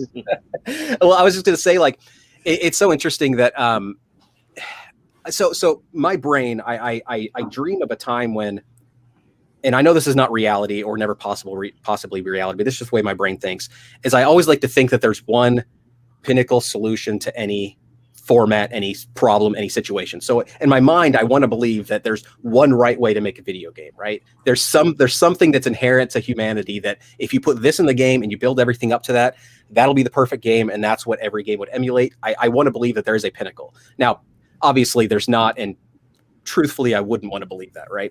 But because you want games to be varied and all that kind of stuff. But flow state's one of those things that I hear people talk about. They're like, man, does this game have flow? And you start thinking like, okay, how are we going to get a flow state into this game? How are we going to do that? But then I realize, well, what about a simulation game or like a Civ 6 or something like that, where the flow state is probably going to, if it even exists, is it really going to be is it really going to be desirable? Is that something that is even desirable in that game context, right? So there's this thing that feels like it should be universally praised, a flow state. Let's get to that state. But is it really? And I find that with a lot of like just a lot of different game mechanics and game thoughts and things like that. Like you want people like leaderboards, the idea of having leaderboards to push people from a psychological perspective, and constraining those leaderboards in a way that like it only shows certain people.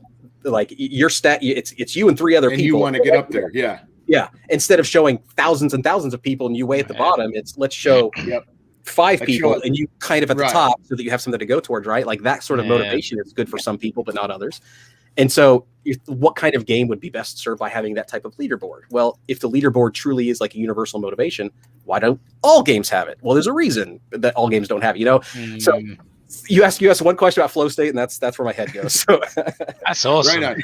Well, to explain to the novice on what kind of a flow state is, if you've ever played a video game and you looked up and went, "Oh, holy shit! 2 hours have gone by." I thought I was playing 10 minutes. That game got you into a flow state, and I'm a disabled gamer and stuff, so sitting a long time can affect me, and I definitely can tell when I'm in that state because I don't feel nothing. I don't remember like sitting that long. It just happens. And that's definitely something awesome to experience. Now, I would like to do a deep dive into a game that Ray has been waiting for me to talk about a little bit. It's one of my favorite games. I believe this game is ahead of its time in many ways. And they also did a remake, and then they did a quasi PS3 remake too. But let me bring this up right here. We got Bionic Commando. Are you guys familiar with this game? I am not. Oh my god.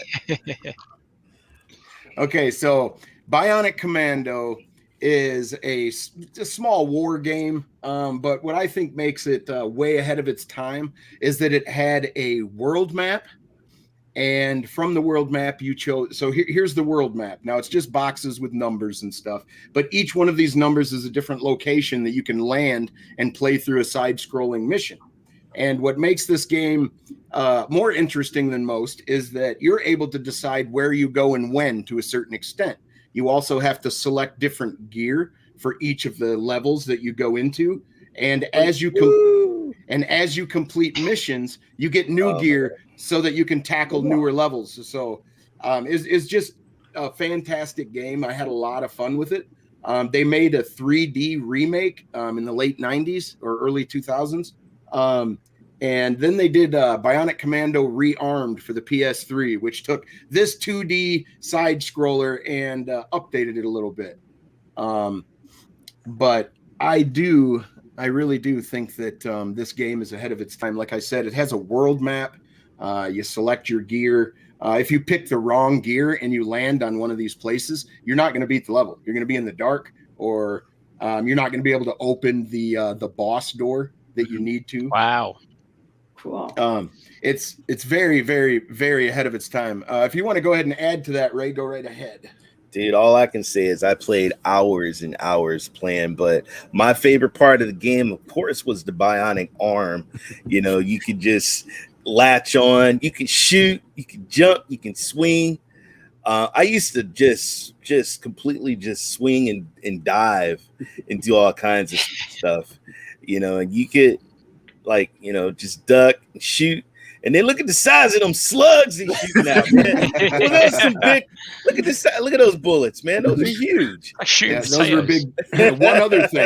One other thing I forgot to mention. This game also lets you level up. So you start with like 1 hit point or so 2 hit points. And then as you kill stuff, they drop these tokens or whatever, and you collect them. And then all of a sudden your life gets longer. So like that's so cool.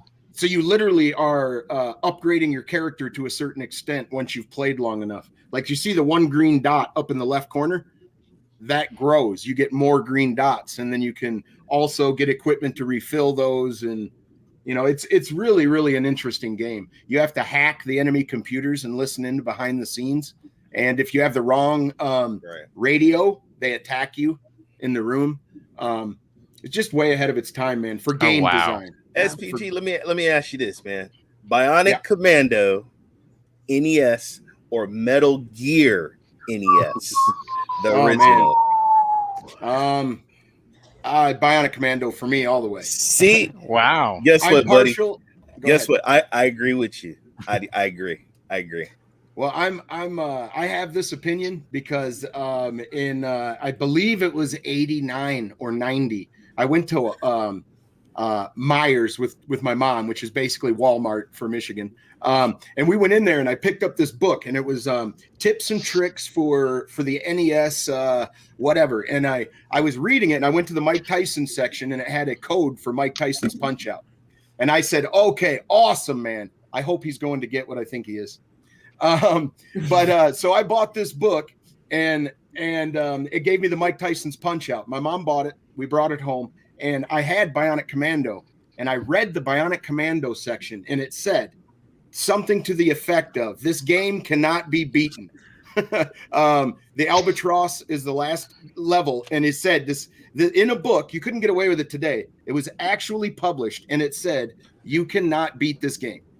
And I had already beaten it, so I was like, what is this guy on about? But it was a hard thing to figure out. But I forget what the book was called, but it was Tips, Tricks, something like that. And the author actually got it wrong. He would have been skewered today for publishing it. Can you imagine? Yeah, absolutely. Yeah, I don't see Bionic Commando listed in this particular one, but I went and grabbed this. I had this when I was a kid. It's a 3-book How to Win at Nintendo. Oh, wow. That's what it looked like, but I don't think it was that. No, yeah, but it does have Mike Tyson's Punch Out in here. But man, it smells so awful. I don't know what happened to that. But also, speaking of books, I don't know. Have you read the Bionic Commando Worlds of Power book? No. What? Look at that. Now, see, look at that, guys. That's retro. Wow. That's retro. Oh That's my a God. Master Blaster as well, and Mega Man 2. Oh, dude. Okay, we got to talk about Master Blaster. Ninja Was Gaiden, a game. that one. Master Blaster was a game that was way ahead of its time as well. Yeah. I did not understand that game at No, all nobody when did, I first got it. Yeah, No. at all. It's one of those games that I grew to love. It's interesting. Like, so I was saying earlier about how I love older hardware and older games and how you can see sort of the evolution of game design. I think Bionic Commando is a good example of some elements that we look back on and it seems so obvious to include them. Things like world maps and things like that. Like it's just a general sort of usability heuristic, and that you want your players to always have access to, or they need to know what the goal is. They need to have the tools, or at least the ability to get the tools to complete that goal. And they need to always know how to use those tools, or at least be guided in a way to be able to learn those tools. And that the player should have access to that information pretty much all the time. Well, when you incorporate a world map, that's servicing like, okay, I know how big the world is, so I kind of get a sense of how far I am progressing. I can go to different worlds, so you're giving the player agency to be able to choose which path they want to go, what they want to do. You're giving them that kind of control, which is definitely a heuristic in terms of video game development. So those kinds of things, they didn't really exist before. I'd say, like, I mean, there's been other games, I'm sure, but like Bionic Commando did it. Obviously, Super Mario Brothers 3 has the world map, and that was a pretty big deal. Ghost and Goblins had that screen that you first see it, and it kind of pans over, and it shows you the whole length of the world, and so you get a sense of how. Of course, that game was awful because you had to do it twice to beat the game. They didn't tell you that. It's almost as bad as your princess is in another castle, but at least they didn't wait. At least they didn't wait to Bowser's castle to tell you that. Right, you know? right. But Master Blaster though, or Blaster Master, it's one of those games where I think it failed in some game design principles because it did allow the player to wander a bit too much. And there's a certain like theory that's like, you know, the player's going to feel better about finding the way if they did it on their own. But I think that's a game where that's just simply it's too extreme. Like they should have had more guidance. They should have helped the player along a little bit more, I think. I mean, that game is so wild that you literally can jump out of your Jeep and your truck, and you're this little tiny little dude, and then you go into a quasi 3D environment. It is just way ahead of its time. They did make Blaster Master Zero. And they're getting ready to release the third one, I think, of those. And actually, Master Blaster Zero is phenomenal. Like it's basically if they made Master Blaster today, or Blaster Master, I keep calling it Master Blaster. If they made Blaster Master today, that's the game it would be. So, like, I would say if you love Blaster Master, go play Blaster Master Zero, and you'll be like, oh, it's a much better game. Honestly, that might sound sacrilegious, but it's a much better game. But it's a good in all the ways that it should be good. Like it's a great game. Yeah, I love this story. And once I actually figured out the mechanics of the game and how you upgrade your vehicle and yourself, I loved it, man. I loved it, absolutely. I always was confused. I would jump out of the car, and I'd be the little guy, and the little guy has a lot less health. And in my stupid kid brain, I was like, well, why would I even ever leave the truck? Like, that's stupid. I will stay in the truck the whole time. And of course, you have to leave the truck to beat the game, which is why I never could get past even the first section, because I was like, I'm not getting out of this truck. That's stupid. Yeah. Yep, it is an incredible game. It was definitely ahead of its time. Sierra's got a question here for everybody. Is there one specific retro game you absolutely want to own as part of a collection or otherwise? If so, what is it? You want me to go first? Sure. Legendary Wings came out in 1986. I used to have my friend Patrick lived down the street from me, and we used to lay on our stomachs holding our controllers in front of a ugly TV, and he used to have, it was like he had his like guy with his wings, and I had my guy with the wings, and it was just 8-bit shooting guns and just, oh, you son of a, how you gonna do that to me? No, don't do, oh my god. And you know what? I am not a collector of video games. I literally have like 20 NES games maybe, and this happens to be one of them. And honestly, your price. He'll buy it. If you want it, I'll send it to you. You can have it. Like I've never played it. I don't think. Like it's just sitting there collecting dust. Well, so if you're comfortable giving me an address, I'll send it to you. Feed me, Feed me, Seymour. Label's not great. It's a little rough. But, Ray's props are on point. Dude, I will DM you my address. Thank you. I gotta get you something though, man. No. Tell me what I got. Silly. I had to blow the. You could have said any price. Any price. You would have went for it. What are the chances? All right. Thanks. Sorry, We're in the middle of reminiscing. Right? Sierra, thank you for that question.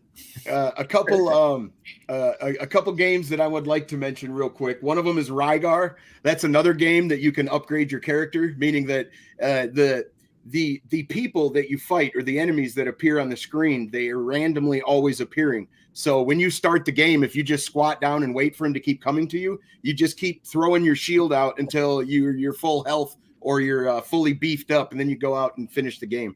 That's, at least I like doing that. And that's the way to play it. So have you guys experienced Rygar? Yeah, it's fun. I like it. Loved Rygar. Loved it. Yeah. Loved the music too. Yeah, music was great. All those musics were great back then, man. Those cool little tunes. Absolutely. There was no DMCA. There was no strikes. No one cared. Everybody just shared the music. It was music back in the 70s and 80s was on point. Absolutely. I got one more I'm going to share. This one is a little more obscure. It's probably not super obscure, but Go 13.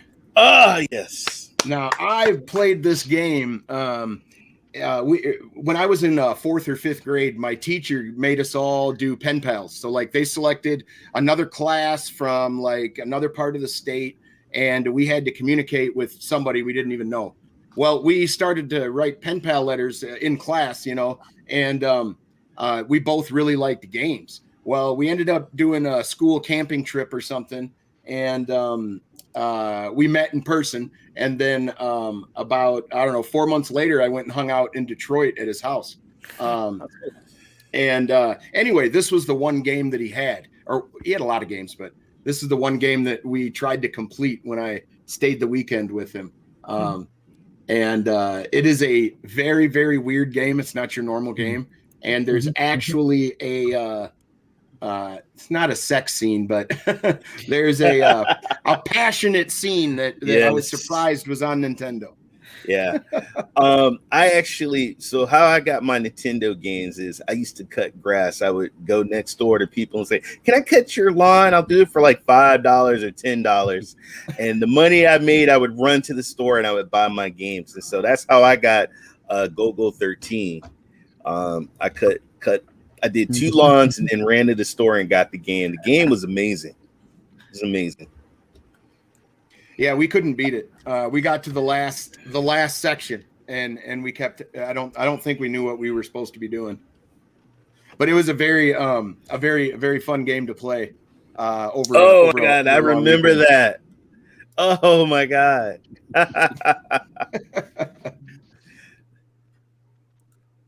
Yeah, it was very, very strange. Oh, here we go. I think this is the date night. I think maybe. Users are advised there is a potential scene. Maybe not. Maybe that's not this. That's a big window. Yeah, it is. Anyway, you get a view of outside. There you go. There you go. That was the. Oh man, the details. Oh my God! The light went out. I guess that explains why the window was so big. You had to be able to see that view. Exactly. Great narrative. It was a mess. It was a must. They didn't show the part when he snuck out and left her though. Didn't stay for breakfast. Okay, Jeff. Back to this week in retro. Sorry, man, we kind of diverted. Let's finish this segment. Ren and Stumpy. I had not thought of them in 25 years. I forgot all about them. But yeah, I never played the game, but I used to watch the cartoon. I had the plush toys, man. I had the toys. Games were really bad. And so Caleb and Jackie, you see, I put a little bit of everything. So because every day there's something, you can find something from every day, right? So I leave out all the stuff that this came out in Japan. This came out in Japan. I try to find the U.S., Canada, UK. Was it this one? GNU Chess. Yeah, I thought because Chess is making since the Queen's Gambit came out, Chess has made a huge. There's those two. What are they, sisters on Twitch that nobody watched them, and then all of a sudden now they're like the biggest thing. Whereas before they were playing chess for like 3 people. Now Well, Jeff, but yeah, chess is a. I have to say, your June 19th of '98 Shining Force 3. Yeah, phenomenal. That is an awesome game, man. I don't think I played it on the Saturn, actually. I think it was the Genesis that I played it on. It was a fabulous title. Oh, June 19th, 2001 was a big deal in our house. Oh, your eldest son was born. Yeah. Look at that. There's nothing more retro than that, Jeff. Exactly. And then 3 months later in September, on the 9th and 10th, I traveled to the U.S. I was in the U.S. on September 10th, 2001. Went back at home with a 2.5-month-old baby. Wow. When the world changed, not even knowing if I was ever going to get home again. Oh, wow. But anyways, so I had to put that in there for my son. And then of course Need for Speed. Now EA just announced that some of the Need for Speeds they're shutting the servers down. And that on some of the games. I didn't go back to if this was one of them or not, but they announced that a week or two ago. I guess that was right before someone stole all their code. So anyway. The Hot Pursuit games I think were my favorites back in the day. Yeah, dude, come on, the cop chasing the car and trying to get away. I got some Gran Turismo here too. Turismo here too. So. Wasn't it Need for Speed Underground was the first one where you could start customizing the car and have neon lights and stuff like that? Yeah, I think so. That's when they got crazy with it. But Hot Pursuit was my favorite. Love Hot Pursuit. Yeah, absolutely. I love the cop chases, you know, and then they throw down the tire strips to try to ruin your car tires and stuff. Yeah. I love that stuff, man. But hey, I got some arcade games up here. Look at these box art, man. I don't know, or the art on the boxes of these. That is an old one. That's an old one. Yeah. Say some of them have really great art, but there was one that I wanted to show that you will definitely remember. I remember Tapper. I didn't play it. I still play that. love Tapper.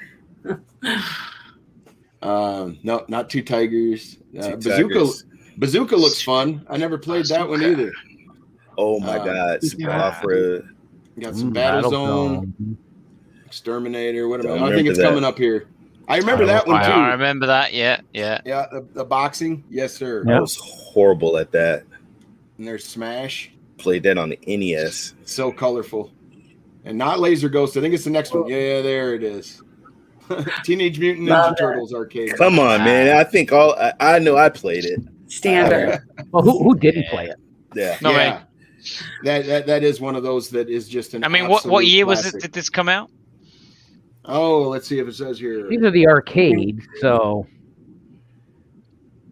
You know it more as Teenage Mutant Hero Turtles. Maybe that's what's throwing you. Yeah. Stun Runner. I remember getting on that. I never had a quarter though. I was told, get off that thing. You don't have any money. Dude, yeah, I used to I used to do that too, man. I'm not gonna lie. Hey, and I found out from my brother. You know, I got my butt kicked for calling the Nintendo hotline back in the day, you know? Well, my oldest brother, he came up to visit and he explained to me that once I got yelled at, he knew he had 2 weeks to make his own calls because I was already in trouble. So I just got in more trouble. He you know, what a bro. Starship, never played that. Oh, come on, Hank, that was my favorite. Yeah, now my wife to this day tells me, Ray, get off of that. You look ridiculous. 48, y'all, and I'm still hanging on.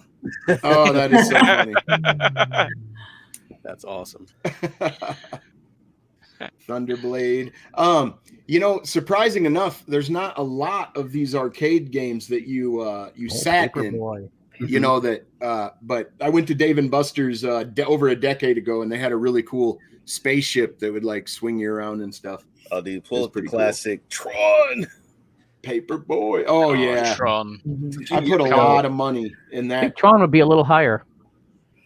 Yeah, Tron was kind of funny because it's a whole bunch of mini games, and if you don't understand any of them, you die like immediately. You put your quarter in, game over. Like it's something you need to know how to play, kind of. And most arcade games are very intuitive. You just put your money in, and you get to have about a 3.5 minute session before something kills you. Usually, but Sea Wolf 2. A few years ago, I went to Galloping Ghosts in Chicago, which is just like a massive arcade. I think it's one of the biggest in North America.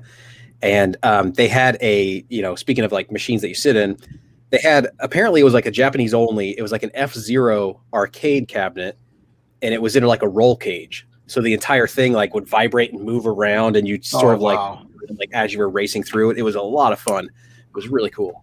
Very. Yeah, man, that kind of stuff gets you so immersed in the game. Oh my God, that's my son. Yeah. No, my son and daughter play this. Oh yeah, they bust a move.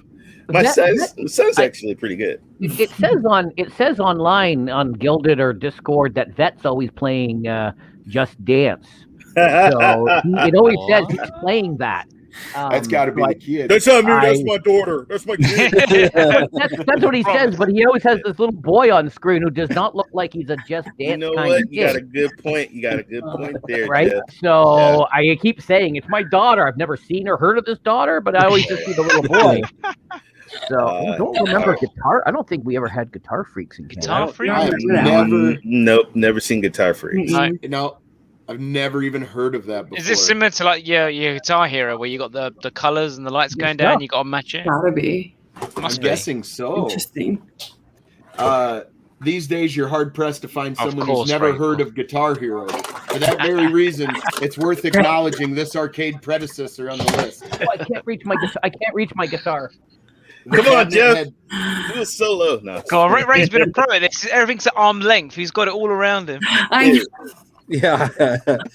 And this, just so you know, guys, I have like Wow. 4 guitars with the drum in the garage. I got Oh, the drum come in on. the garage. I got That the was my drum thing. I was always the drummer.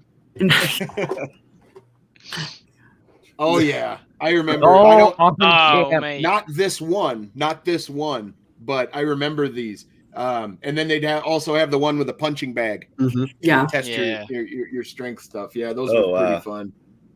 And I love me some Caveman. pinball games, man. Caveman. Captain Caveman. that was a Hanna-Barbera cartoon. Oh yeah, that was a good cartoon. Yes, it was. Ooh, Star Star Trek. Trek. Boy, Don't man. remember that. Interesting. No, I don't either. There's a bunch of these old arcade games that I have to I get a hold remember. of. I remember some Star Trek, but not that one. Not I may when be you thinking of sat down. pinball. I may be thinking of pinball too. Yeah, I like the newer pinballs a little bit. I know that Whoa, what is that? the Wait, ones punching. that have the ramps Your and punching bag thing. oh yeah, Sonic Blast. Punching strength. Yeah, test your strength. Yeah. They even have a boxing glove down there on the side. Hey, put your hand in that. They Just, break your Yeah. wrist, man. Break your wrist. Or a real busy arcade. Can you imagine? You stick it in there and Oh. it's just all sweaty. Yeah. The 17 other people that had it on. Yeah. You know? We've come a long way. Yes. Absolutely. Oh, If it's in a bar- X-Men. Oh, I If put a it's, lot in, of if money it's in in a this one. bar in a Wow. rave, Jackie wouldn't even care. I know, right? Yeah. Exactly. At 3 a.m. at the end of the rave, Jackie's not caring how many people wore that glove before. No, not at all. Wolverine, baby. Wolverine. Star Wars. Never played that one either. There's a whole bunch of these machines Sure. I've walked past, but never. Shark Jaws? Weird. that's just different enough from Jaws to be. Yeah, so they don't get legally- sued. Yeah, that's what I Copyright. say. Yeah. It looks like a little copyright thing, isn't it? Yep. Yeah, Just yeah. trying to avoid it. And you notice, Yep. you notice on the cabinet the word shark is much smaller. Yeah. Yep, yep. Because that's what I saw straight away, and I thought, oh, Jaws, and then I saw above it Shark Jaws. Or what? Oh, Yeah. okay. Yeah. Talk about burying the lead. Holy crap. Now, this was a very popular Yes. cabinet. Miss Yes, Pac-Man. yes.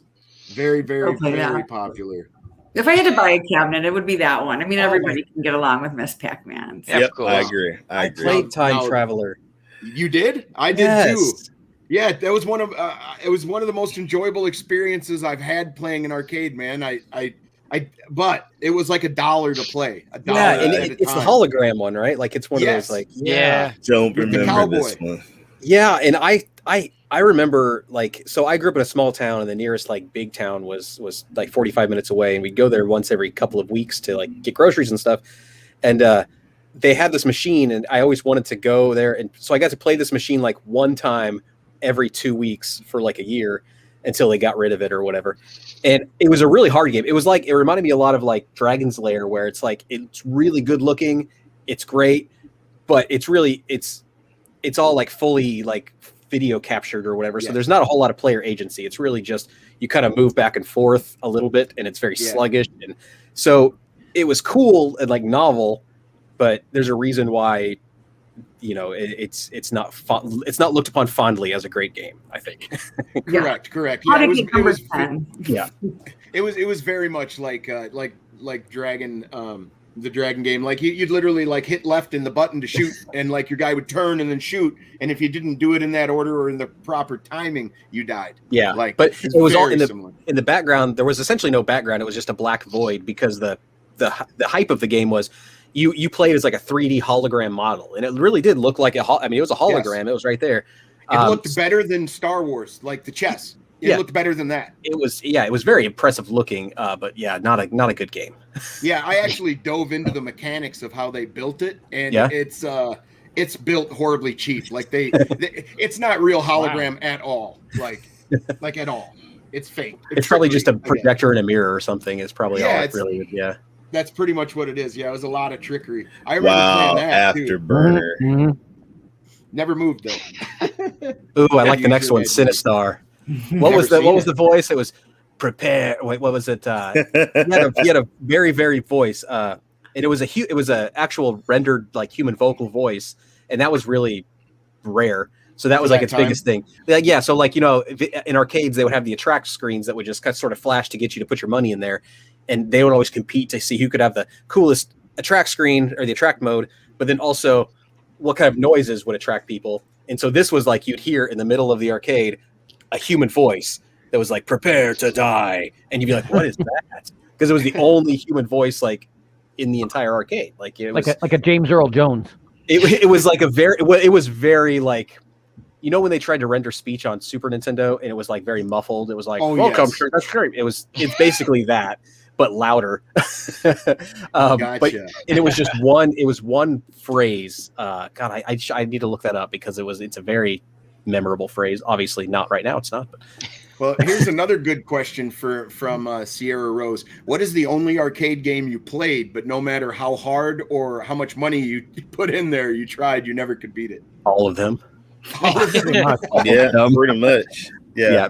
Beating games was a mysterious thing that didn't actually happen when I was a kid. Like even home NES games, like just the concept of beating a game was like so far removed from reality that I didn't even think about it. I'm like, no one's supposed to beat a game. You're just supposed to play the first level over and over again. Come on. And Well, there was a guy that hung out at our arcade, and he it didn't last long. He didn't impress us for very long, but for a good week though, anybody that went into the arcade, he'd go, hey, do you have a quarter or 50 cents or whatever it was? He goes, you can watch me beat Dragon's Lair. And like literally, like 50 cents, he'd go through the whole game. We thought that was like he was magic. That's crazy.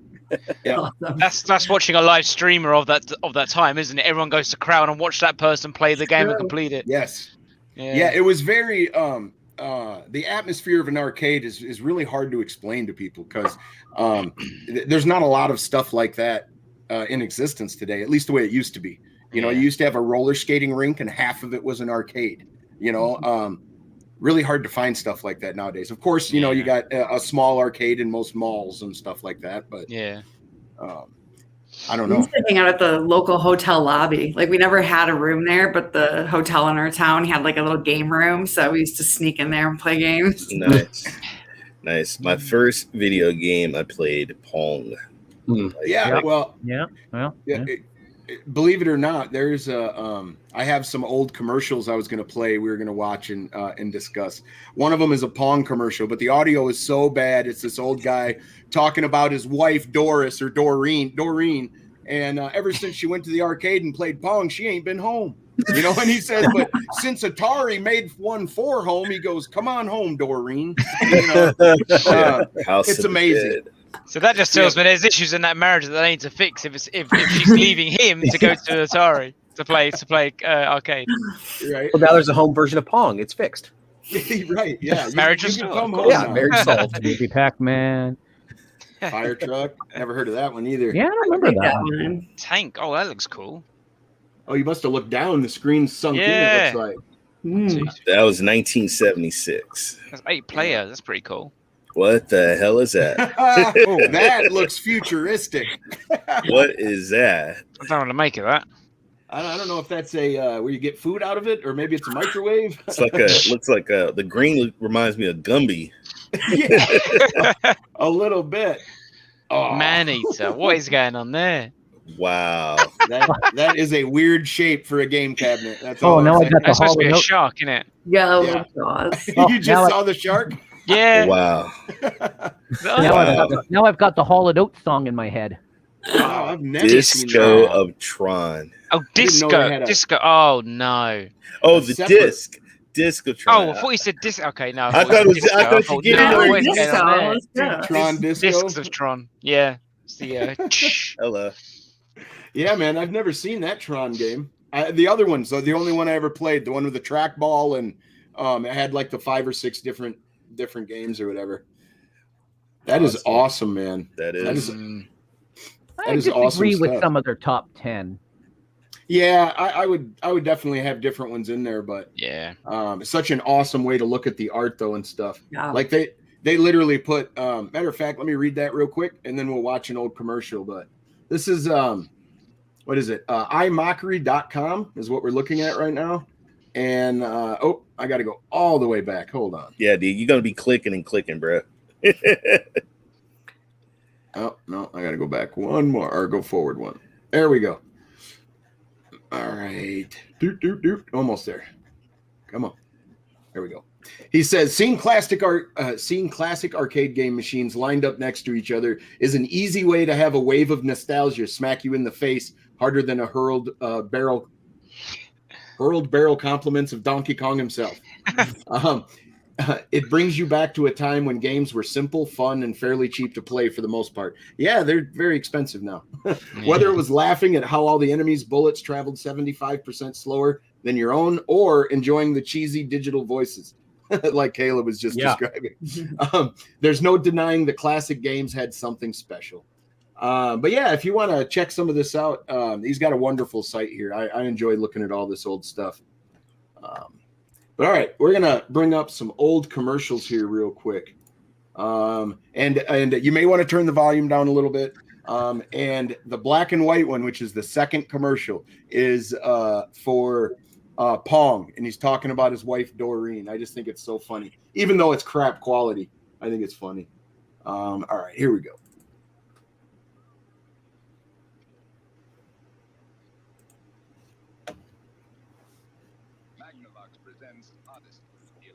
Game of the future.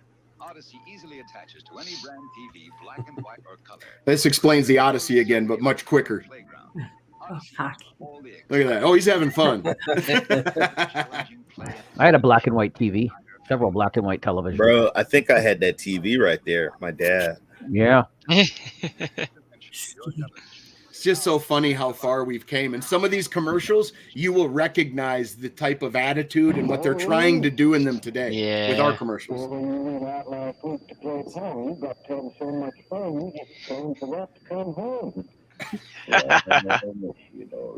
We all miss you, Doreen. Is that like a male maid? That's pretty progressive. Yes. I did wonder about that. But also, I thought it was an inside joke. Yeah, he looked topless as well. Yeah. Now this is what I first played, man. It's a very man for a maid. Maybe there's other issues going on. Yeah, that's pretty progressive. Oh my God, look at that. Look at Telstar. Telstar tennis with digital scoring. Digital scoring. That scores. Hockey. Controls is open, plus a forward on the other side. Oh, she did the old elbow jab. Yeah. You can only do that on couch co-op. Can't do that on No joke. Oh, that should be a game mechanic. Look how close you had to sit. You had to sit right next. Yeah, multiplayer online, you have an elbow jab button where it just sort of makes the other person's screen vibrate. Pete Rose. Mate. That's an old commercial, man. Honestly, looking at these old commercials, it's watching them now. It's just so many levels of cheese. Oh my God, freak out. So cheesy. It's funny seeing these old commercials, man. That because I don't know, the games are very much different. He's playing Donkey Kong.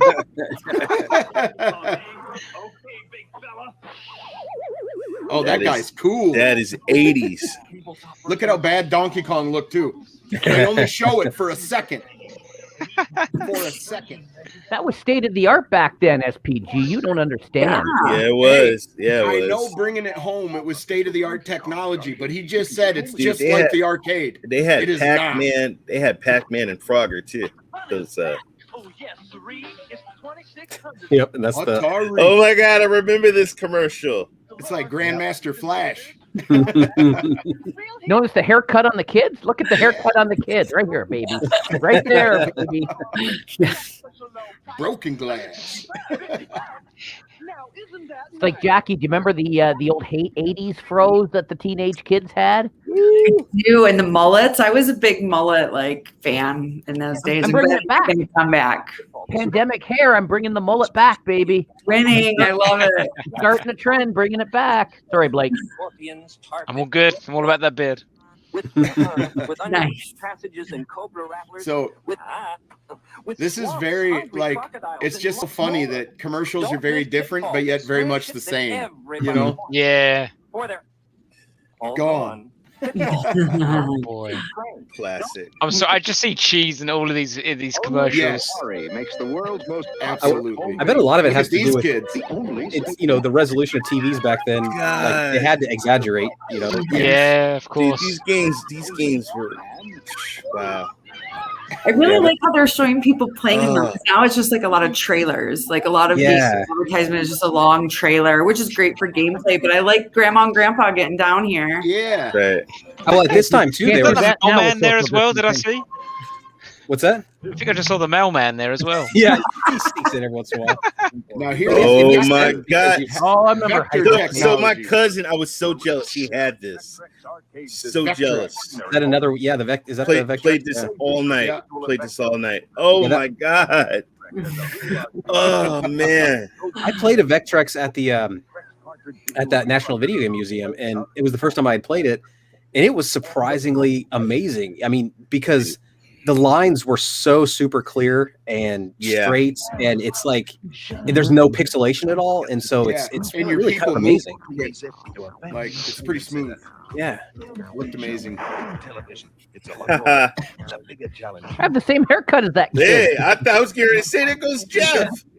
That same haircut. Wow, look at that. Oh, look at that. That's crazy. Yeah, but to your observation, Jackie, like having all the family sit around, I bet a part of it was a marketing thing where they had to show people how video games worked and what they were. Because at this time, I mean, there was obviously a lot of people knew video games, but knew them mostly from the arcades probably. And so they're trying to help teach people that they belong in living rooms and stuff. Yeah, they had multiple goals. They want to show you what it is, how to use it, and how fun it is all at the same time. You know? Well, and targeting all ages too, I think is great.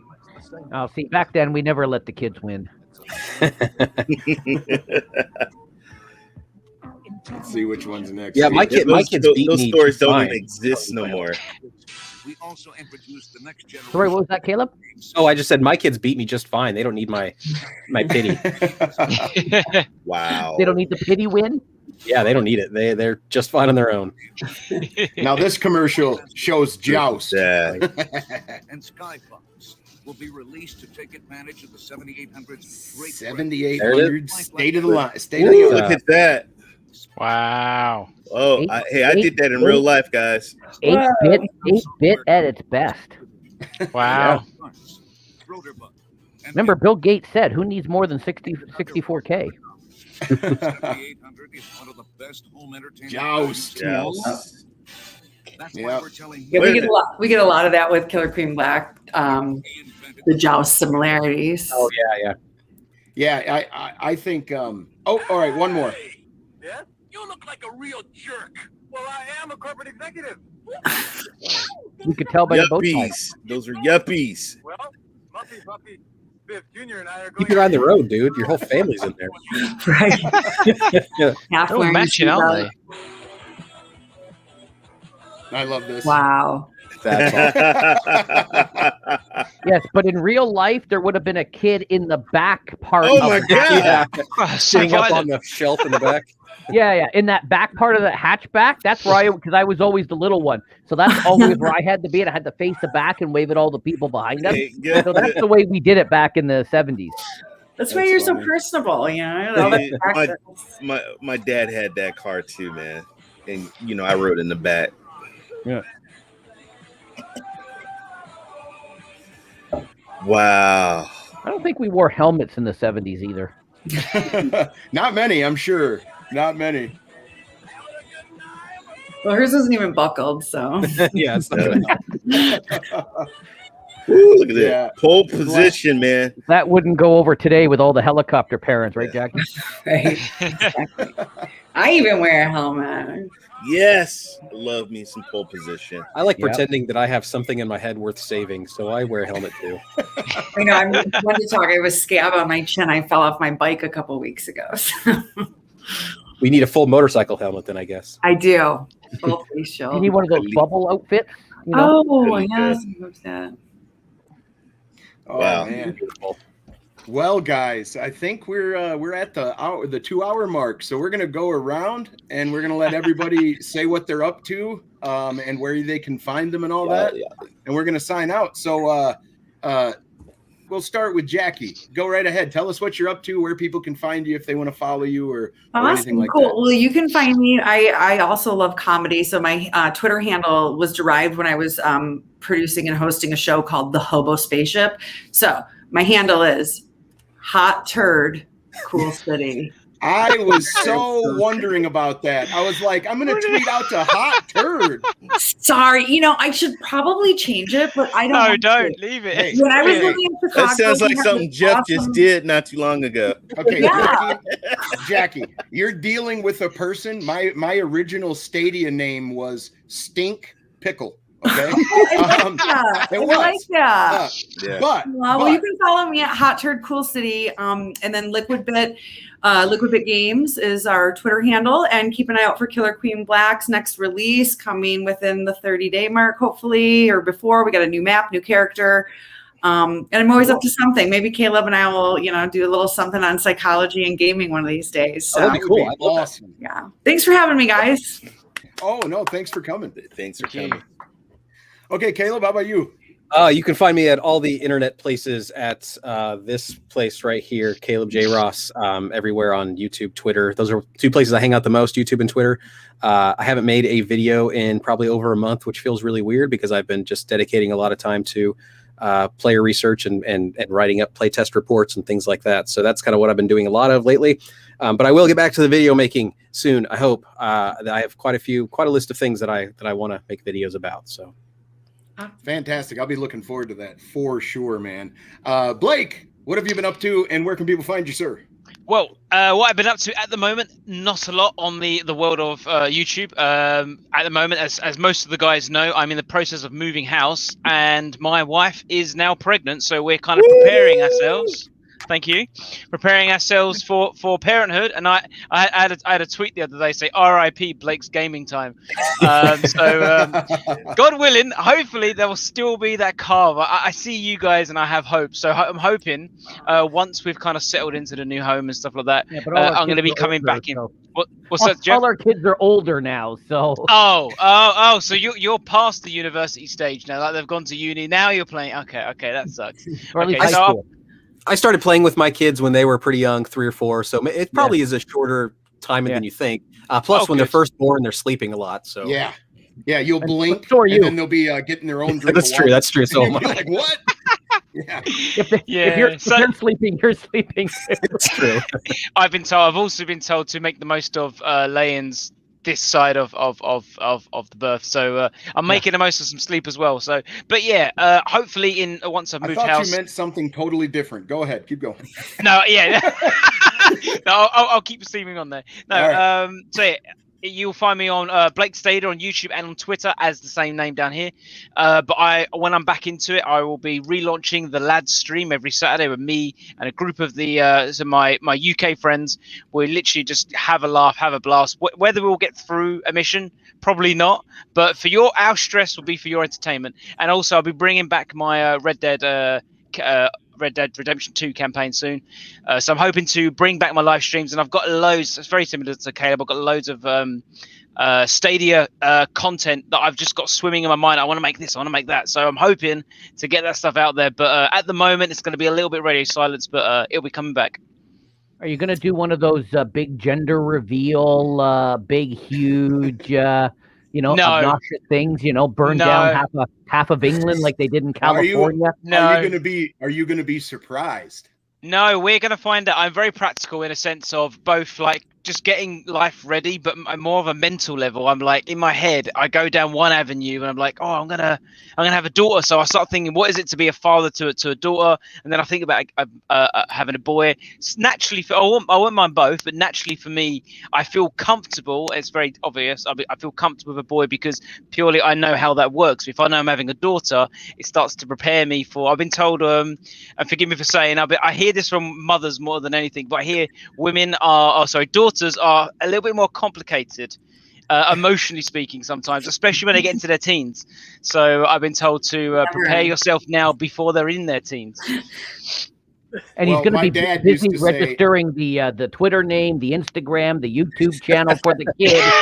He's going to spend a fortune just registering domains for the kid. That's it. Yeah, they're gonna be a YouTube content creator. I've already created both their handles, so there you go. So we'll Excellent. see. Okay, Ray, how about you, sir? Ray 3473. I am the gaming cyborg. Let's see what I got coming up. Monday, I'll be doing a stream for the Stadia Bash Community Network. Tuesday, you can catch me with Rock Reveal with Four Scars Gaming, Vet Cloud Gaming, and the one and only legendary Rock. And then Wednesday, I do a PlayStation with Cloud Station TV with Dr. Spaceman, Vet, and JD. And then I also do some Amazon Luna streams. And guys, go pick up that Killer Black and support Liquid Bit, y'all. It's an awesome game. Thanks, Ray. We did just launch on Luna this week, so if you don't have early access, check it out. I'm streaming that Tuesday night, folks. Oh, perfect. Love it. All right, Jeff, how about you, sir? As you can see, whoops, where's my, gonna move my mic out of the way. Here we go. Whoa. Oh, scared me there for a minute. I thought you No. Jeff Janak on the Twitter, the Instagram, and the YouTube, and the Twitch. And Friday nights, I do a retro stream. I'm hoping to play NBA Live 2005. Here, Soft Drink TV says it's one of the best NBA Live games out there of all the ones. So I picked it up a few weeks ago, and when I cracked it open to play it, the box was empty. So I had to go back to the retro store yesterday. Finally, stores are open. I'm actually able to go back in and actually look around as opposed to asking, like, do you have this? Do you have that? It's just I don't know what I don't know, right? Monday nights I do a Stadia Bash Community Network stream. I'm going to continue on with Blue Fire because that went so great last week. And then Wednesday nights I try to play a little Crata, a little something else. Saturday nights I'm getting back into being the oldest and best Fortnite player because I can play it on GeForce Now. William saw my stream last night. Yeah. He saw me. I came in third. I had a bunch of top 10 finishes. So yeah, you take on those. I'll take on Evan anytime, Ray. I'll take him on anytime. Hey, I don't know. If Evan can look down and look up and have a tower built, you might be in trouble. That's all I'm saying. Yep. That shit looks amazing. It's like magic. Poof! Yeah. They're on top of a he building. He does get his chicken dinner winners. I'll give him that. Excellent. So And SPG? Yeah, well, you can find me at this YouTube channel 3 days a week, Mondays, Wednesdays, and Fridays at 2 p.m. CST, or 12 to 2 p.m. CST. And every other Sunday here on Retro Rewind. I'd like to thank all of you for joining us and communicating in the chat. It is fabulous. We love to have you guys, and we love doing this. Oh, dear. It's only one Ray, you know that. Oh, there he goes. But all right, thank you guys very much for hanging out with us. Thanks to everybody thanks to everybody in the chat. We didn't talk about they were talking about pizza in the chat. All right. Last question before we go. Your pizza place of choice, either in the past or today. Jeff, go. You know what? I don't have a favorite. What I do when I travel, there's two things. When I travel, I go in Canada. I check out. There's a guy. He had a TV show called "You've Got to Eat Here." So I look to wherever he says I need to eat. And then if I'm in the U.S., then I look up, of course, what Dave Portnoy, his ratings, and I try to find something that Dave Portnoy from Barstool Sports and his Pizza Bite app tells me to eat. And they tells you to eat where?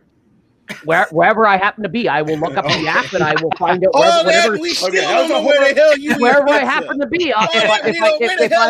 What kind do you like? Thin crust, deep dish? What the hell? Yeah, I like it all. What a I like it horrible all, answer. and I like it all. And no offense to my friend Squids, it's got to have meat on it. All the meat, the better. Meat is good. Ray, your favorite pizza place, man? Oakland, California, Zachary, Chicago deep style pizza. It has won a lot of Bay Area awards. Ain't nothing like a deep dish pizza oozing with cheese. Jackie, how about you? I grew up around Detroit, and so I'm a Detroit style pizza. But in Denver, we have a place called Blue Pan. It's amazing. They do Detroit style with the caramelized crust, and they make it fancy. Throw some like goat cheese and arugula on there, so you feel healthy. Deep dish. How about you, Caleb? I've actually just had Detroit style pizza for the first time like a week ago, and it was really good. I loved it. Caramelized cheese is just the best. So yeah, for me, there's a place. I'm in the Kansas City area, and there's a place called the Bronx, which just has really pretty thin crust, crispy. I like a thin crust, crispy pizza, and I like just cheese. I'll eat anything, but my favorite preference is just plain cheese because I'm the weirdo who likes the crust and the dough. So I like that to kind of be there. But I'll eat anything, and I love pizza's just never not. Love cheese in the crust. I've done that. That's great too. You eat it backwards so you can get the crust first. Yeah. And me being a Kansas City kid or old man, I love a barbecue pizza, which I know is a thing other places, but it's something that sounds like it shouldn't work, but it works really, really well. So barbecue pizza or cheese are the two type I'll go for. Okay, how about you, Blake? So for me, there's a little background story. So I think, it's got to be like 10 years ago now. That's how old I am. I went to Dallas, Texas. One of our UK branches was over there, and one of the guys that were working in that branch took me out to said, "Do you want to go for some lunch?" I said, "Yeah, sure." "Do you want to go to? Have you been to Papa John's before?" And I said, "What's Papa John's?" And I was like, "Okay, let's go to Papa John's." And he's showing me the dough. I've never had dough. It tastes so soft, and it just tastes so good that the flavors, the textures. Anyway, I got back to the UK, and we had Papa John's, but they're in London, they're in Manchester. They weren't in my little town, and I'm like, come on. And then, praise be to God, about 5 years ago, there was a Papa John's in my town, and oh my days. Every time me and my wife order out takeout, it's Papa John's. If I'm doing pizza, Papa John's through and through. I love it so much. We're big NFL people here, and of course they used to be big NFL sponsors, so that's all we saw. And so when my son and I went to a fantasy football convention in Dallas a few years ago, all he wanted was Papa John's because that's all he's ever seen on television. He's never had it. He's like, we got to get Papa John's. I mean, it's more expensive. Butter crust thing. Yeah. Oh, the dips. Honestly, the garlic dips. Oh man. Yeah. Oh, it's so good. Anything super thin crust for me. Anything super thin crust. And then they used to make this. I don't even remember where they had it anymore. Maybe it was Little Caesars. I don't remember, but it was the Bigfoot pizza. Oh, it was Little Caesars. Yeah. I So don't know. I don't know if Papa John has changed since LeBron. No, not LeBron. Who bought into it? Shaq. Shaq bought into it, right? He took an ownership stake, right? I believe so. Yeah. I don't know if it's changed since then. Well, because Papa John's got booted out because. Okay, I have to give one more shout out. My wife just reminded me. We are actually going to be doing over on the YouTube channel Piper's Picks tonight. We're going to be doing our movie / book discussion tonight at like 6:30. So look that up if you want. Piper's Picks. That would be awesome. But I think we're going to leave it here, guys, with the outro, and we will see you next time, man. It was awesome hanging out. So fun. Thanks for having me. Thank you, guys. Liquid bit, y'all. Cheers. Thank you.